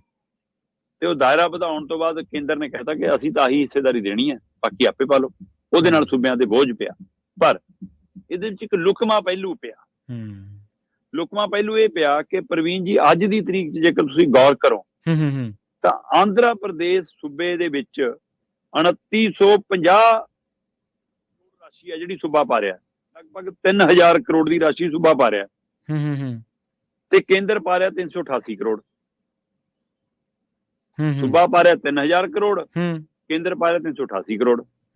ਇਸੇ ਤਰ੍ਹਾਂ ਰਾਜਸਥਾਨ 'ਚ ਕੇਂਦਰ ਦੇ ਰਿਹਾ, ਸੂਬਾ ਦੇ ਰਿਹਾ 1300 ਕਰੋੜ, 1306 ਕਰੋੜ ਤੇ ਕੇਂਦਰ ਦੇ ਰਿਹਾ 419 ਕਰੋੜ ਸਰ। ਅੱਛਾ, ਠੀਕ ਹੈ ਜੀ। ਹਰਿਆਣੇ ਦੇ ਵਿੱਚ ਸੂਬਾ ਪਾ ਰਿਹਾ 312 ਕਰੋੜ, ਦੇ ਰਿਹਾ 109 ਕਰੋੜ। ਪੰਜਾਬ ਪਾ ਰਿਹਾ 271 ਕਰੋੜ, ਦੇ ਰਿਹਾ 105 ਕਰੋੜ। ਮਤਲਬ ਅੱਧ ਤੋਂ ਵੀ ਜ਼ਿਆਦਾ ਦਾ ਫਰਕ ਹੈ। ਸੋ ਇਹ ਸੂਬਿਆਂ ਤੇ ਫਿਰ ਬੋਝ ਨਹੀਂਗਾ। ਹੁਣ ਇਹਦੇ ਵਿੱਚ ਪੇਚ ਕੀ ਹੈ, ਇੱਕ ਲੁਕਮਾ ਏਜੰਡਾ ਕੀ ਹੈ, ਉਹ ਇਹ ਆ ਕਿ ਜਦੋਂ ਇਹਦੀ ਸ਼ੁਰੂਆਤ ਹੋਈ ਸੀ ਇਸ ਯੋਜਨਾ ਦੀ, ਤਦ ਉਸ ਸਮੇਂ ਜਿਹੜੇ ਪ੍ਰੀਮੀਅਮ ਰਾਸ਼ੀ ਸੀ ਉਹ 1051 ਸੀ। ਠੀਕ ਹੈ ਜੀ। 1051 ਰੁਪਏ ਪ੍ਰੀਮੀਅਮ ਰਾਸ਼ੀ ਹੈ ਪ੍ਰਤੀ ਵਿਅਕਤੀ ਦੇ ਹਵਾਲੇ ਨਾਲ, ਜੇਕਰ ਉਹਦਾ ਬੀਮਾ ਮੰਨ ਲਓ ਇਸ ਆਯੁਸ਼ਮਾਨ ਯੋਜਨਾ ਚ ਹੁੰਦਾ ਤੇ ਉਹ 1051 ਰੁਪਏ ਚੋਂ 60% ਕੇਂਦਰ ਨੇ ਦੇਣੇ ਆ, 40% ਸੂਬੇ ਨੇ ਦੇਣੇ ਆ। ਹੁਣ ਇਹ 1051 ਦੇ ਹਿਸਾਬ ਨਾਲ ਤੈਅ ਕਰ ਲਿਆ ਕਿ ਅਸੀਂ 60% ਕੇਂਦਰ ਦਊਗਾ, 40% ਸੂਬਾ ਦਊਗਾ ਜੀ। ਹੁਣ 40% ਜਿੰਨਾ ਵੀ ਪ੍ਰੀਮੀਅਮ ਅੱਜ ਦੀ ਤਰੀਕ 'ਚ ਹੈਗਾ ਉਹ ਸੂਬਾ ਦੇਈ ਜਾਂਦਾ ਹੈ। ਕੇਂਦਰ 1051 ਦੇ ਹਿਸਾਬ ਨਾਲ 60% ਦੇਈ ਜਾਂਦਾ, ਜਦੋਂ ਕਿ ਪ੍ਰੀਮੀਅਮ ਅੱਜ ਦੀ ਤਰੀਕ 'ਚ ਲਗਭਗ ਵੱਧ ਕੇ 2000 ਤੋਂ ਉੱਪਰ ਚਲਾ ਗਿਆ। ਇੱਥੇ ਪੇਚ ਫਸਿਆ, ਕਹਿੰਦੇ ਜੀ ਹੁਣ ਪ੍ਰੀਮੀਅਮ 2000 ਪ੍ਰਤੀ ਤੱਕ ਹੋ ਗਿਆ ਤੇ ਸਾਡਾ 2000 ਦੇ ਹਿਸਾਬ ਨਾਲ 40% ਲਈ ਜਾਂਦੇ ਨੇ। 1051 ਦੇ ਹਿਸਾਬ ਨਾਲ 60% ਦੇਈ ਜਾਂਦਾ। ਸੋ ਇੱਥੇ ਫਿਰ ਸੂਬਿਆਂ ਤੇ ਬੋਝ ਪਿਆ। 30 ਕਰੋੜ ਲੋਕਾਂ ਦੇ ਆਯੁਸ਼ਮਾਨ ਕਾਰਡ ਬਣੇ ਹੋਏ ਨੇ। ਠੀਕ ਹੈ ਜੀ। 26 ਸੂਬੇ ਤੇ 7 ਕੇਂਦਰ ਸ਼ਾਸਿਤ ਪ੍ਰਦੇਸ਼ਾਂ ਦੇ ਹਵਾਲੇ ਨਾਲ ਲਗਭਗ 30 ਕਰੋੜ ਲੋਕਾਂ ਦੇ ਕਾਰਡ ਬਣੇ ਹੋਏ ਨੇ। 6 ਕਰੋੜ ਤੋਂ ਜ਼ਿਆਦਾ ਲਾਭਪਾਤਰੀ ਇਹਦਾ ਮੁਫਤ ਇਲਾਜ ਕਰਾ ਚੁੱਕੇ ਨੇ। ਸਭ ਤੋਂ ਜ਼ਿਆਦਾ ਕਾਰਡ ਜੇਕਰ ਆਪਾਂ ਗੱਲ ਕਰੀਏ ਤਾਂ ਉੱਤਰ ਪ੍ਰਦੇਸ਼ ਚ, ਮੱਧ ਪ੍ਰਦੇਸ਼ ਚ, ਮਹਾਰਾਸ਼ਟਰ ਚ, ਗੁਜਰਾਤ ਚ, ਛੱਤੀਸਗੜ੍ਹ ਚ, ਅਸਾਮ ਚ, ਰਾਜਸਥਾਨ ਚ, ਕਰਨਾਟਕ, ਆਂਧਰਾ ਪ੍ਰਦੇਸ਼, ਝਾਰਖੰਡ ਇਹਨਾਂ ਸੂਬਿਆਂ ਚ ਨੇ। ਪਰ ਸਵਾਲ ਇਹ ਹੈ ਕਿ ਇਸ ਮਾਮਲੇ ਦੇ ਵਿੱਚ ਫਿਰ ਸੂਬਿਆਂ ਨਾਲ ਧੋਖਾ ਕਿਉਂ ਹੈ? ਹਾਂ, ਕੁਝ ਥਾਵਾਂ ਤੇ ਸੂਬਿਆਂ ਨੇ ਆਪਣੀਆਂ ਯੋਜਨਾਵਾਂ ਚ ਆਪ ਵਾਧਾ ਕਰ ਲਿਆ, ਇਹਦੇ ਵਿੱਚ ਕੁਝ ਹੋਰ ਵਰਗ ਜਿਹੜੇ ਸ਼ਾਮਲ ਕਰ ਲਏ। ਕੇਂਦਰ ਵੱਲੋਂ ਜਿਹੜੇ ਤੈਅ ਵਰਗ ਸੀ ਉਹਦੇ ਵਿੱਚ, ਇਸ ਲਈ ਫਿਰ ਉਹਨਾਂ ਦੇ ਉੱਤੇ ਉਹ ਬੋਝ ਪਿਆ। ਪਰ ਜਿਹੜਾ ਪ੍ਰੀਮੀਅਮ ਹੈ ਕਿ ਕੁੱਲ ਜਿਹੜੀ ਰਾਸ਼ੀ ਹੈ ਪ੍ਰੀਮੀਅਮ ਦੀ, ਉਹਦਾ 60% ਕੇਂਦਰ ਦੇਵੇ। ਕੇਂਦਰ ਆਪਣੀ ਪੁਰਾਣੀ ਤਜਵੀਜ਼ ਤੇ ਕਿਉਂ ਖੜਾ? ਤੇ ਸੂਬੇ ਚਿੱਠੀਆਂ ਲਿਖ ਲਿਖ ਥੱਕ ਗਏ, ਪੰਜਾਬ ਵੀ ਚਿੱਠੀਆਂ ਲਿਖ ਲਿਖ ਥੱਕ ਗਿਆ, ਪਰ ਉਹਨਾਂ ਤੇ ਅਸਰ ਨਹੀਂ ਹੁੰਦਾ। ਸੋ ਇਸ ਲਈ ਗਰੰਟੀ ਮੋਦੀ ਆਪਣੇ ਨਾਮ ਤੇ, ਆਯੁਸ਼ਮਾਨ ਯੋਜਨਾ ਦਾ ਪਰਚਾ ਮੋਦੀ ਜੀ ਆਪਣੇ ਨਾਮ ਤੇ ਫੜਦੇ ਨੇ ਕਿ ਮੈਂ ਦੇਸ਼ ਦਾ ਇਲਾਜ ਕਰਾ ਰਿਹਾ, ਤੇ ਪਰ ਭੁਗਤ ਭੋਗੀ ਸੂਬੇ ਨੇ। ਤੇ ਪੰਜਾਬ ਨਾਲ ਤਾਂ ਵੈਸੇ ਵੀ ਆਯੁਸ਼ਮਾਨ ਯੋਜਨਾ ਤਹਿਤ ਉਹ ਮੁਹੱਲਾ ਕਲੀਨਿਕਾਂ ਕਰਕੇ ਸਾਡੇ ਫੰਡ ਰੁਕੇ ਹੋਏ ਨੇ ਜੀ। ਸ਼ਰਮਾ ਜੀ, ਇੱਕ ਤੁਹਾਨੂੰ ਹੋਰ ਛੋਟੀ ਜੀ ਗੱਲ ਦੱਸ ਦਿੰਦਾ ਮੈਂ। ਮੋਦੀ ਸਾਹਿਬ ਦੀ ਸਰਕਾਰ ਦੇ ਨਾਲ ਮਿਲਦੀ ਜੁਲਦੀ ਹੈ, ਸਰਕਾਰ ਦੀ ਕੋਈ ਇਹ ਮਿਲਦੀ ਜੁਲਦੀ ਕੀ ਹੈ? ਉਹ ਇਹ ਹੈ ਵੀ ਇਹਨਾਂ ਨੇ ਨਾ ਲੰਘੇ ਦਿਨ ਇੱਕ ਦਾਅਵਾ ਕੀਤਾ ਹੈ ਕਿ ਬਈ 25 ਕਰੋੜ ਬੰਦਾ ਅਸੀਂ ਗਰੀਬੀ ਤੋਂ ਬਾਹਰ ਕੱਢਤਾ। ਪ੍ਰਵੀਨ ਜੀ, ਬਿਲਕੁਲ ਆਪਾਂ ਗੱਲ ਕੀਤੀ ਸੀ ਕਿ ਉਹ 80 ਕਰੋੜ ਨੂੰ ਅਨਾਜ ਕਿਹੜਾ ਦਿੰਦੇ ਨੇ। ਹਾਂਜੀ, ਬਿਲਕੁਲ ਬਿਲਕੁਲ। ਉਹਦੇ ਵਿੱਚ ਇੱਕ ਮੈਂ ਪੜ੍ਹ ਰਿਹਾ ਸੀ, ਮੈਨੂੰ ਜਦੋਂ, ਕਿਉਂਕਿ ਆਪਾਂ ਨੂੰ ਕਈ ਵਾਰੀ ਨਾ ਚੀਜ਼ਾਂ ਖੰਗਾਲਣ ਦੀ ਆਦਤ ਪੈ ਜਾਂਦੀ ਹੈ। ਅਸਲ ਦੇ ਵਿੱਚ MPI ਹੈ ਇੱਕ, Sharma ji, multi dimensional poverty index, ਤੇ ਉਹਦੇ ਵਿੱਚ ਕਈ ਮੱਦਾਂ ਹੈ, ਜਿਵੇਂ ਤੁਹਾਡੇ ਬੱਚੇ ਕਿੰਨਾ ਸਕੂਲ ਜਾ ਰਹੇ ਆ, ਮਤਲਬ ਕਿੰਨੇ ਲੋਕਾਂ ਕੋਲੇ ਬੈਂਕ ਅਕਾਊਂਟਸ ਹੈ, ਕਿੰਨੀਆਂ ਬੀਬੀਆਂ ਦੀ ਜਿਹੜੀ ਡਿਲੀਵਰੀ ਆ ਉਹ ਹਸਪਤਾਲਾਂ ਦੇ ਵਿੱਚ ਹੋ ਰਹੀ ਹੈ। ਤੇ ਤੁਸੀਂ ਤਿੰਨੇ ਚਾਰੇ ਤਰ੍ਹਾਂ ਦੀਆਂ ਖਬਰਾਂ ਸੁਣੀਆਂ ਹੋਣੀਆਂ। ਇੱਕ ਤਾਂ ਸਕੂਲਾਂ ਦੇ ਵਿੱਚ 100% ਦੀ ਹਾਜ਼ਰੀ ਯਕੀਨੀ ਬਣਾਓ, ਇਸ ਗੱਲ ਤੇ ਜ਼ੋਰ ਦਿੱਤਾ ਗਿਆ। ਇੱਕ ਆ ਜਿਹੜਾ ਆਪਾਂ ਡਿਜੀਟਲ ਇੰਡੀਆ, ਖਾਤਾ ਹਰੇਕ ਬੰਦੇ ਲਈ ਜ਼ਰੂਰੀ ਹੈ, ਖਾਤੇ 'ਚ ਪੈਸੇ ਹੋਣ ਨਾ ਹੋਣ, ਖਾਤਾ ਪ੍ਰਚਾਰਿਆ ਗਿਆ। ਤੀਜੇ ਕਿ ਬਈ ਜਿੰਨੇ ਵੀ ਆਪਣੇ ਦਿਹਾਤੀ ਇਲਾਕੇ ਕਹਿ ਲਓ, ਹਲਕੇ ਕਹਿ ਲਓ, ਉਹਨਾਂ ਤੇ ਜ਼ੋਰ ਪਾਇਆ ਗਿਆ ਕਿ ਜਿੰਨੀਆਂ ਵੀ ਮੋਦੀ ਸਾਹਿਬ ਦੀਆਂ ਸਕੀਮਾਂ ਉਹਨਾਂ ਨੂੰ ਵੱਧ ਤੋਂ ਵੱਧ ਉੱਥੇ ਪ੍ਰਚਾਰੋ ਤੇ ਉੱਥੋਂ ਲੋਕਾਂ ਨੂੰ ਚੱਕ ਕੇ ਹਸਪਤਾਲਾਂ ਦੇ ਵਿੱਚ ਲਿਆਓ। ਇਲਾਜ ਉਹਨਾਂ ਨੂੰ ਕਿਹੋ ਜਿਹਾ ਮਿਲ ਰਿਹਾ, ਕੀ ਮਿਲ ਰਿਹਾ ਜਾਂ ਨਹੀਂ ਮਿਲ ਰਿਹਾ, ਇੱਕ ਵੱਖਰੀ ਗੱਲ ਹੈ। ਸੋ ਇਸ ਇੰਡੈਕਸ ਨੂੰ ਸੋਧ ਕਰਨ ਵਾਸਤੇ ਮੋਦੀ ਸਾਹਿਬ ਨੇ, ਉਹਨਾਂ ਦੀ ਸਰਕਾਰ ਨੇ ਇਹ ਸਾਰੀਆਂ ਮੱਦਾਂ ਤੇ ਕੰਮ ਕੀਤਾ। ਔਰ ਭਾਜਪਾ ਦੀ ਦੇਖੋ ਜੋ ਪੋਲੀਟੀਕਲ ਕੈਲਕੂਲੇਸ਼ਨ ਹੈ ਸ਼ਰਮਾ ਜੀ, ਜਿਵੇਂ ਉਹਨਾਂ ਨੇ ਪਹਿਲੀ ਖਬਰ ਦੇ ਵਿੱਚ ਤੁਸੀਂ ਜ਼ਿਕਰ ਕੀਤਾ ਨਾ ਕਿ ਭਾਜਪਾ ਇਉਂ ਜਚਾ ਦਿੰਦੀ ਹੈ ਵੀ ਜਾਂ ਤਾਂ ਤੁਹਾਨੂੰ ਇਹ ਕਰਨਾ ਪਊਗਾ, ਜੇ ਨਹੀਂ ਕੀਤਾ ਤਾਂ ਤੁਹਾਡਾ ਹੀ ਹੋ ਜਾਊਗਾ। ਸੋ ਉਹਨਾਂ ਦੀ ਪੋਲੀਟੀਕਲ ਕੈਲਕੂਲੇਸ਼ਨ ਹੈ ਨਾ ਜਿਹੜੀ ਸ਼ਰਮਾ ਜੀ, ਤੇ ਜਿਹੜੀ ਸੋਸ਼ਲੀ ਕੈਲਕੂਲੇਸ਼ਨ ਹੈ ਲੋਕਾਂ ਦੀ, ਉਹ ਬਾ ਕਮਾਲ ਹੈ। ਤੇ ਇਸੇ ਦੇ ਸਿਰ ਤੇ ਉਹ ਜਿਹੜਾ ਸੱਤਾ ਦਾ ਤਾਜ ਆ, ਹਾਂਜੀ, ਸੱਤਾ ਦਾ ਤਾਜ ਉਹਨਾਂ ਦੇ ਸਿਰ ਤੇ ਸਜਿਆ ਹੋਇਆ। ਦੇਖੋ ਕੰਮ ਤਾਂ ਆਪਣੇ, ਬੇਸ਼ੱਕ ਉਹਨਾਂ ਦੀ ਪੋਲਿਟਿਕਸ ਨਾਲ ਆਪਾਂ ਸਹਿਮਤ ਨਾ ਹੋਈਏ ਨਾ ਹੋਈਏ, ਉਹ ਵੱਖਰੀ ਗੱਲ ਆ, ਪਰ ਕੰਮ ਉਹ ਕਰਦੇ ਨੇ, ਮੈਥਮੈਟਿਕਲੀ ਉਹ ਕੰਮ ਕਰਦੇ ਨੇ, ਕਾਗਜ਼ਾਂ ਤੇ ਕੰਮ ਕਰਦੇ। ਹਾਂਜੀ, ਬਿਲਕੁਲ ਕਾਗਜ਼ਾਂ ਦੇ ਬਹੁਤ ਕਮਾਲ ਕੰਮ ਕਰਦੇ ਜੀ। ਤੇ ਕੇਂਦਰ ਨੂੰ ਤਲਬ ਕੀਤਾ ਸੁਪਰੀਮ ਕੋਰਟ ਨੇ। ਮਸਲਾ ਪੰਜਾਬ ਦੇ ਨਾਲ ਜੁੜਦਾ ਸ਼ਰਮਾ ਜੀ, ਜਾਣਕਾਰੀ ਜ਼ਰੂਰ ਦਿਓ। BSF ਦਾ ਪੰਜਾਬ ਦੇ ਵਿੱਚ ਦਾਇਰਾ ਵਧਾਉਣ ਤੇ ਕਹਿੰਦੇ ਸੁਪਰੀਮ ਕੋਰਟ ਨੇ ਕੇਂਦਰ ਨੂੰ ਤਲਬ ਕੀਤਾ ਜੀ। ਪ੍ਰਵੀਨ ਜੀ, ਕੇਂਦਰ ਦਾ 2021 ਦੇ ਵਿੱਚ ਇਹ ਫੈਸਲਾ ਆਇਆ ਸੀ, ਜਿਹਦੇ ਬਾਰੇ ਆਪਾਂ ਕਈ ਵਾਰ ਵਿਸਤਾਰ ਚਰਚਾ ਕੀਤੀ ਆ ਕਿ ਕੁਝ ਸੂਬਿਆਂ ਦੇ ਵਿੱਚ ਸਰਹੱਦੀ ਖੇਤਰ 15 ਕਿਲੋਮੀਟਰ ਤੋਂ ਵਧਾ ਕੇ 50 ਕਿਲੋਮੀਟਰ ਕਰ ਦਿੱਤਾ ਗਿਆ ਕਿ BSF ਦੇ ਕੰਟਰੋਲ 'ਚ ਆ ਗਿਆ ਜੀ। ਤੇ ਇਹ ਫੈਸਲਾ ਕੇਂਦਰ ਨੇ 2021 ਦੇ ਵਿੱਚ ਕੀਤਾ ਸੀ। ਇਹਦੀ ਨੋਟੀਫਿਕੇਸ਼ਨ ਜਾਰੀ ਹੋਈ ਸੀ। ਉਸ ਨੋਟੀਫਿਕੇਸ਼ਨ ਦੀ ਪੜਤਾਲ ਕਰਨ ਦੇ ਲਈ ਕੇਂਦਰ ਨੂੰ ਦੁਬਾਰਾ ਮਤਲਬ ਕਿ ਤਲਬ ਕਰਕੇ ਸੁਪਰੀਮ ਕੋਰਟ ਨੇ ਝਾੜਾਂ ਪਾਈਆਂ ਕਿ ਇਹਦੀ ਦੁਬਾਰਾ ਪੜਤਾਲ ਕਰਕੇ ਸਾਡੇ ਕੋਲ ਲੈ ਕੇ ਆਓ ਕਿ ਕੀ ਤੁਹਾਡਾ ਇਹ ਫੈਸਲਾ ਸਹੀ ਹੈ ਪੰਜਾਬ ਦੇ ਹਵਾਲੇ ਨਾਲ, ਕਿਉਂਕਿ ਪੰਜਾਬ ਸਰਕਾਰ ਇਸ ਮਸਲੇ ਦੇ ਉੱਤੇ ਅਦਾਲਤ ਗਈ ਹੈ। 11 ਅਕਤੂਬਰ 2021 ਨੂੰ ਇਸ ਸੰਬੰਧੀ ਨੋਟੀਫਿਕੇਸ਼ਨ ਹੋਈ ਸੀ, ਜਿਹਦੇ ਉੱਤੇ ਪੰਜਾਬ ਸਰਕਾਰ ਨੇ ਇੱਕ ਪਟੀਸ਼ਨ ਪਾਈ। ਪੰਜਾਬ ਸਰਕਾਰ ਨੇ ਕਿਹਾ ਕਿ ਇਹ ਪੰਜਾਬ ਲਈ ਸਹੀ ਨਹੀਂ। ਆਪਾਂ ਕਿੰਨੀ ਵਾਰ ਇਸ ਪਹਿਲੂ ਤੇ ਗੱਲ ਕਰ ਚੁੱਕੇ ਹਾਂ ਕਿ ਰਾਜਸਥਾਨ ਦੇ ਵਿੱਚ 50 ਕਿਲੋਮੀਟਰ ਛੱਡੋ 100 ਕਿਲੋਮੀਟਰ ਕਰ ਲਓ ਖਾਲੀ ਪਿਆ ਰੇਗਿਸਤਾਨ ਹੈ। ਗੁਜਰਾਤ ਦੇ ਵਿੱਚ ਚਾਹੇ 150 ਕਿਲੋਮੀਟਰ ਕਰ ਲਓ ਖਾਲੀ ਰਹਿਤਾ ਹੈ। ਜੀ ਜੀ। ਪੰਜਾਬ ਦੇ ਵਿੱਚ ਤਾਂ ਖੇਤ ਛੱਡੋ, ਸਾਡੇ ਤਾਂ ਪਿੰਡ ਵਸਦੇ ਨੇ ਤਾਰ ਤੇ। ਫਿਰ ਇੱਥੇ 15 ਕਿਲੋਮੀਟਰ ਵੀ ਸਾਡੇ ਨਾਲ ਧੱਕਾ, ਸਾਡੀ ਤਾਂ ਤਾਰ ਦੇ ਪਾਰ ਵੀ ਅਜੇ ਖੇਤ ਨੇ, ਤਾਂ ਉਹ ਵੀ ਇੱਧਰ ਨਹੀਂ ਆਏ। ਇਸ ਲਈ ਪੰਜਾਬ ਦੇ ਵਿੱਚ ਇਹ ਨਿਯਮ ਲਾਗੂ ਕਰਨਾ ਤੇ 50 ਕਿਲੋਮੀਟਰ ਪੰਜਾਬ ਦੇ ਜਿੱਥੋਂ ਵੀ ਨਾਪੋਗੇ ਸਾਡੇ ਪਿੰਡ ਸ਼ਹਿਰ ਕਸਬੇ ਤੱਕ ਆਉਂਦੇ ਨੇ। ਅੰਮ੍ਰਿਤਸਰ 50 ਕਿਲੋਮੀਟਰ ਚ ਪੂਰਾ ਆਉਂਦਾ। ਜੀ ਜੀ ਬਿਲਕੁਲ। ਤੇ ਇਸ ਨੋਟੀਫਿਕੇਸ਼ਨ ਦੇ ਨਾਲ ਕੇਂਦਰ ਕੋਲ BSF ਕੋਲ ਸਿੱਧਾ ਅਧਿਕਾਰ ਸੀ ਤਲਾਸ਼ੀ ਦਾ, ਸਿੱਧਾ ਅਧਿਕਾਰ ਸੀ ਜ਼ਬਤ ਕਰਨ ਦਾ, ਸਿੱਧਾ ਅਧਿਕਾਰ ਸੀ ਗ੍ਰਿਫਤਾਰੀ ਦਾ। 3 ਤਰ੍ਹਾਂ ਦੇ ਅਧਿਕਾਰ ਉਹਨੂੰ ਸਿੱਧੇ ਮਿਲਦੇ ਨੇ ਕਿ ਉਹ ਜਿੱਥੇ ਚਾਹਣ, ਜਦੋਂ ਚਾਹਣ, ਜਿਸ ਘਰ ਦੀ, ਜਿਸ ਵਿਅਕਤੀ ਦੀ ਤਲਾਸ਼ੀ ਲੈ ਸਕਦੇ ਨੇ ਰੋਕ ਕੇ, ਜੋ ਚਾਹਣ, ਜਿਵੇਂ ਚਾਹਣ ਉਹਦੀ ਜ਼ਬਤ ਕਰ ਸਕਦੇ ਨੇ, ਔਰ ਜਦੋਂ ਚਾਹਣ ਜਿਹਦੀ ਸ਼ੱਕੀ ਹੋਣ ਤੇ ਗ੍ਰਿਫਤਾਰੀ ਪਾ ਸਕਦੇ ਨੇ। ਜੀ ਜੀ। ਔਰ ਇਹ ਸਾਰੀ ਕਾਰਵਾਈ ਕਰਨ ਦੇ ਲਈ ਉਹਨਾਂ ਨੂੰ ਸਥਾਨਕ ਪੁਲਿਸ ਤੋਂ, ਜ਼ਿਲ੍ਹੇ ਦੇ SSP ਤੋਂ, ਪੰਜਾਬ ਦੀ DGP ਤੋਂ, ਪੰਜਾਬ ਸਰਕਾਰ ਤੋਂ ਕਿਸੇ ਤਰ੍ਹਾਂ ਦੀ ਮਨਜ਼ੂਰੀ ਦੀ ਲੋੜ ਨਹੀਂ।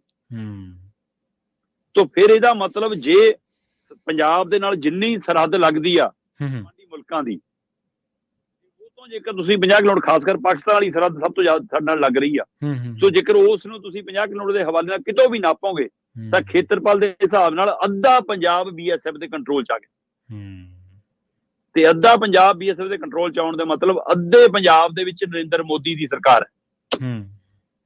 ਤੇ ਫਿਰ ਭਗਵੰਤ ਮਾਨ ਤਾਂ ਅੱਧੇ ਪੰਜਾਬ ਦੇ ਮੁੱਖ ਮੰਤਰੀ ਆ ਨਾ। ਜੀ ਸਹੀ ਹੈ। ਚਰਨਜੀਤ ਚੰਨੀ ਤੇ ਕੈਪਟਨ ਤਾਂ ਫਿਰ ਅੱਧੇ ਪੰਜਾਬ ਦੇ ਮੁੱਖ ਮੰਤਰੀ ਸੀ ਨਾ। ਜੀ।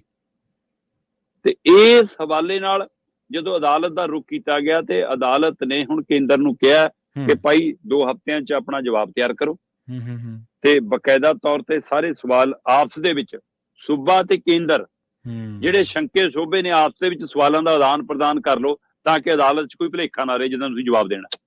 ਪੂਰੀ ਤਿਆਰੀ ਕਰਕੇ ਆਇਓ। ਸੋ ਇਸ ਲਈ ਇਸ ਮਸਲੇ ਤੇ ਦੁਬਾਰਾ ਗੌਰ ਹੋ ਰਹੀ ਹੈ। ਹੁਣ ਦੇਖਣ ਵਾਲੀ ਗੱਲ ਹੋਗੀ ਕਿ ਪੰਜਾਬ ਸਰਕਾਰ ਇਸ ਮਸਲੇ ਤੇ ਪੈਰਵਾਈ ਕਿਹੜੇ ਵਕੀਲਾਂ ਦੇ ਹਵਾਲੇ ਨਾਲ ਕਰਦੀ ਆ। ਜੇ 5-5 ਕਰੋੜ ਤੁਸੀਂ ਖਹਿਰੇ ਦੀ ਜ਼ਮਾਨਤ ਰੱਦ ਕਰਾਉਣ ਦੇ ਲਈ ਅਦਾਲਤਾਂ 'ਚ ਖਰਚ ਸਕਦੇ ਹੋ ਖਹਿਰੇ ਦੇ ਹਵਾਲੇ ਨਾਲ, ਕਿ ਘੰਟਿਆਂ ਵਾਲੀ ਲੱਖਾਂ ਦੀ ਫੀਸ ਲੈਣ ਵਾਲੇ ਵਕੀਲ ਕੀਤੇ ਮੇਰੇ ਨਾਲ, ਇਹ ਤਾਂ ਪੰਜਾਬ ਦੀ ਹੋਂਦ ਦਾ ਸਵਾਲ ਹੈ। ਇੱਥੇ ਕਰਿਓ ਵਕੀਲ ਫਿਰ ਮੰਨਾਂਗੇ। ਜੇ ਇੱਥੇ ਐਡਵੋਕੇਟ ਜਨਰਲ ਦੇ ਟੀਮ ਵਾਲੇ ਭੇਜਣੇ ਆ ਫਿਰ ਉਹ ਤੁਸੀਂ ਉੱਥੇ ਕਿਉਂ ਨਹੀਂ ਭੇਜੇ ਸੀ ਜੋ ਕਾਬਲ ਸੀ। ਸੋ ਇਸ ਲਈ ਇਹ ਹੁਣ ਪੰਜਾਬ ਸਰਕਾਰ ਦੀ ਉੱਤੇ ਵੀ ਨਜ਼ਰਸਾਨੀ ਖੜੀ ਹੈ ਕਿ ਉਹ ਇਸ ਮਸਲੇ ਨੂੰ ਕਿਵੇਂ ਨਜਿੱਠਦੇ ਨੇ। ਸਵਾਲ ਇਹ ਨਹੀਂ ਹੈ ਕਿ ਸੱਤਾ ਤੁਹਾਡੇ ਕੋਲੇ ਹੈ, ਸਵਾਲ ਇਹ ਹੈ ਕਿ ਸੱਤਾ ਦਾ ਜਿਹੜਾ ਕੰਮਕਾਰ ਹੈ ਜਾਂ ਕਾਰਕਰਦਗੀ ਹੈ ਉਹਨੂੰ ਵਰਤ ਤੁਸੀਂ ਕਿਵੇਂ ਰਹੇ ਹੋ। ਹਾਂਜੀ, ਤੁਹਾਡੀ ਅਪਰੋਚ ਕੀ ਹੈ ਵੱਖ-ਵੱਖ ਮਾਮਲਿਆਂ ਨੂੰ ਲੈ ਕੇ। ਮਸਲਾ ਅਸਲ ਦੇ ਵਿੱਚ ਇਹ ਹੈ। ਸ਼ਰਮਾ ਜੀ ਨਾਲ ਖਾਸ ਖਬਰਾਂ ਤੇ ਖਾਸ ਜਾਣਕਾਰੀਆਂ ਦੇ ਲਈ ਬਹੁਤ ਬਹੁਤ ਧੰਨਵਾਦ। ਬਹੁਤ ਸ਼ੁਕਰੀਆ ਜੀ। ਪ੍ਰੋਗਰਾਮ ਖਬਰ ਤੇ ਨਜ਼ਰ ਨੂੰ ਆਪਾਂ ਇੱਥੇ ਸਮਾਪਤ ਕਰਾਂਗੇ। ਪੰਜਾਬੀ ਰੇਡੀਓ USA ਤੇ ਪ੍ਰੋਗਰਾਮਾਂ ਦਾ ਸਿਲਸਿਲਾ ਲਗਾਤਾਰ ਜਾਰੀ ਹੈ। ਜੁੜੇ ਰਹੋ ਪੰਜਾਬੀ ਰੇਡੀਓ USA ਦੇ ਨਾਲ। ਬਹੁਤ ਬਹੁਤ ਧੰਨਵਾਦ। ਸਤਿ ਸ਼੍ਰੀ ਅਕਾਲ।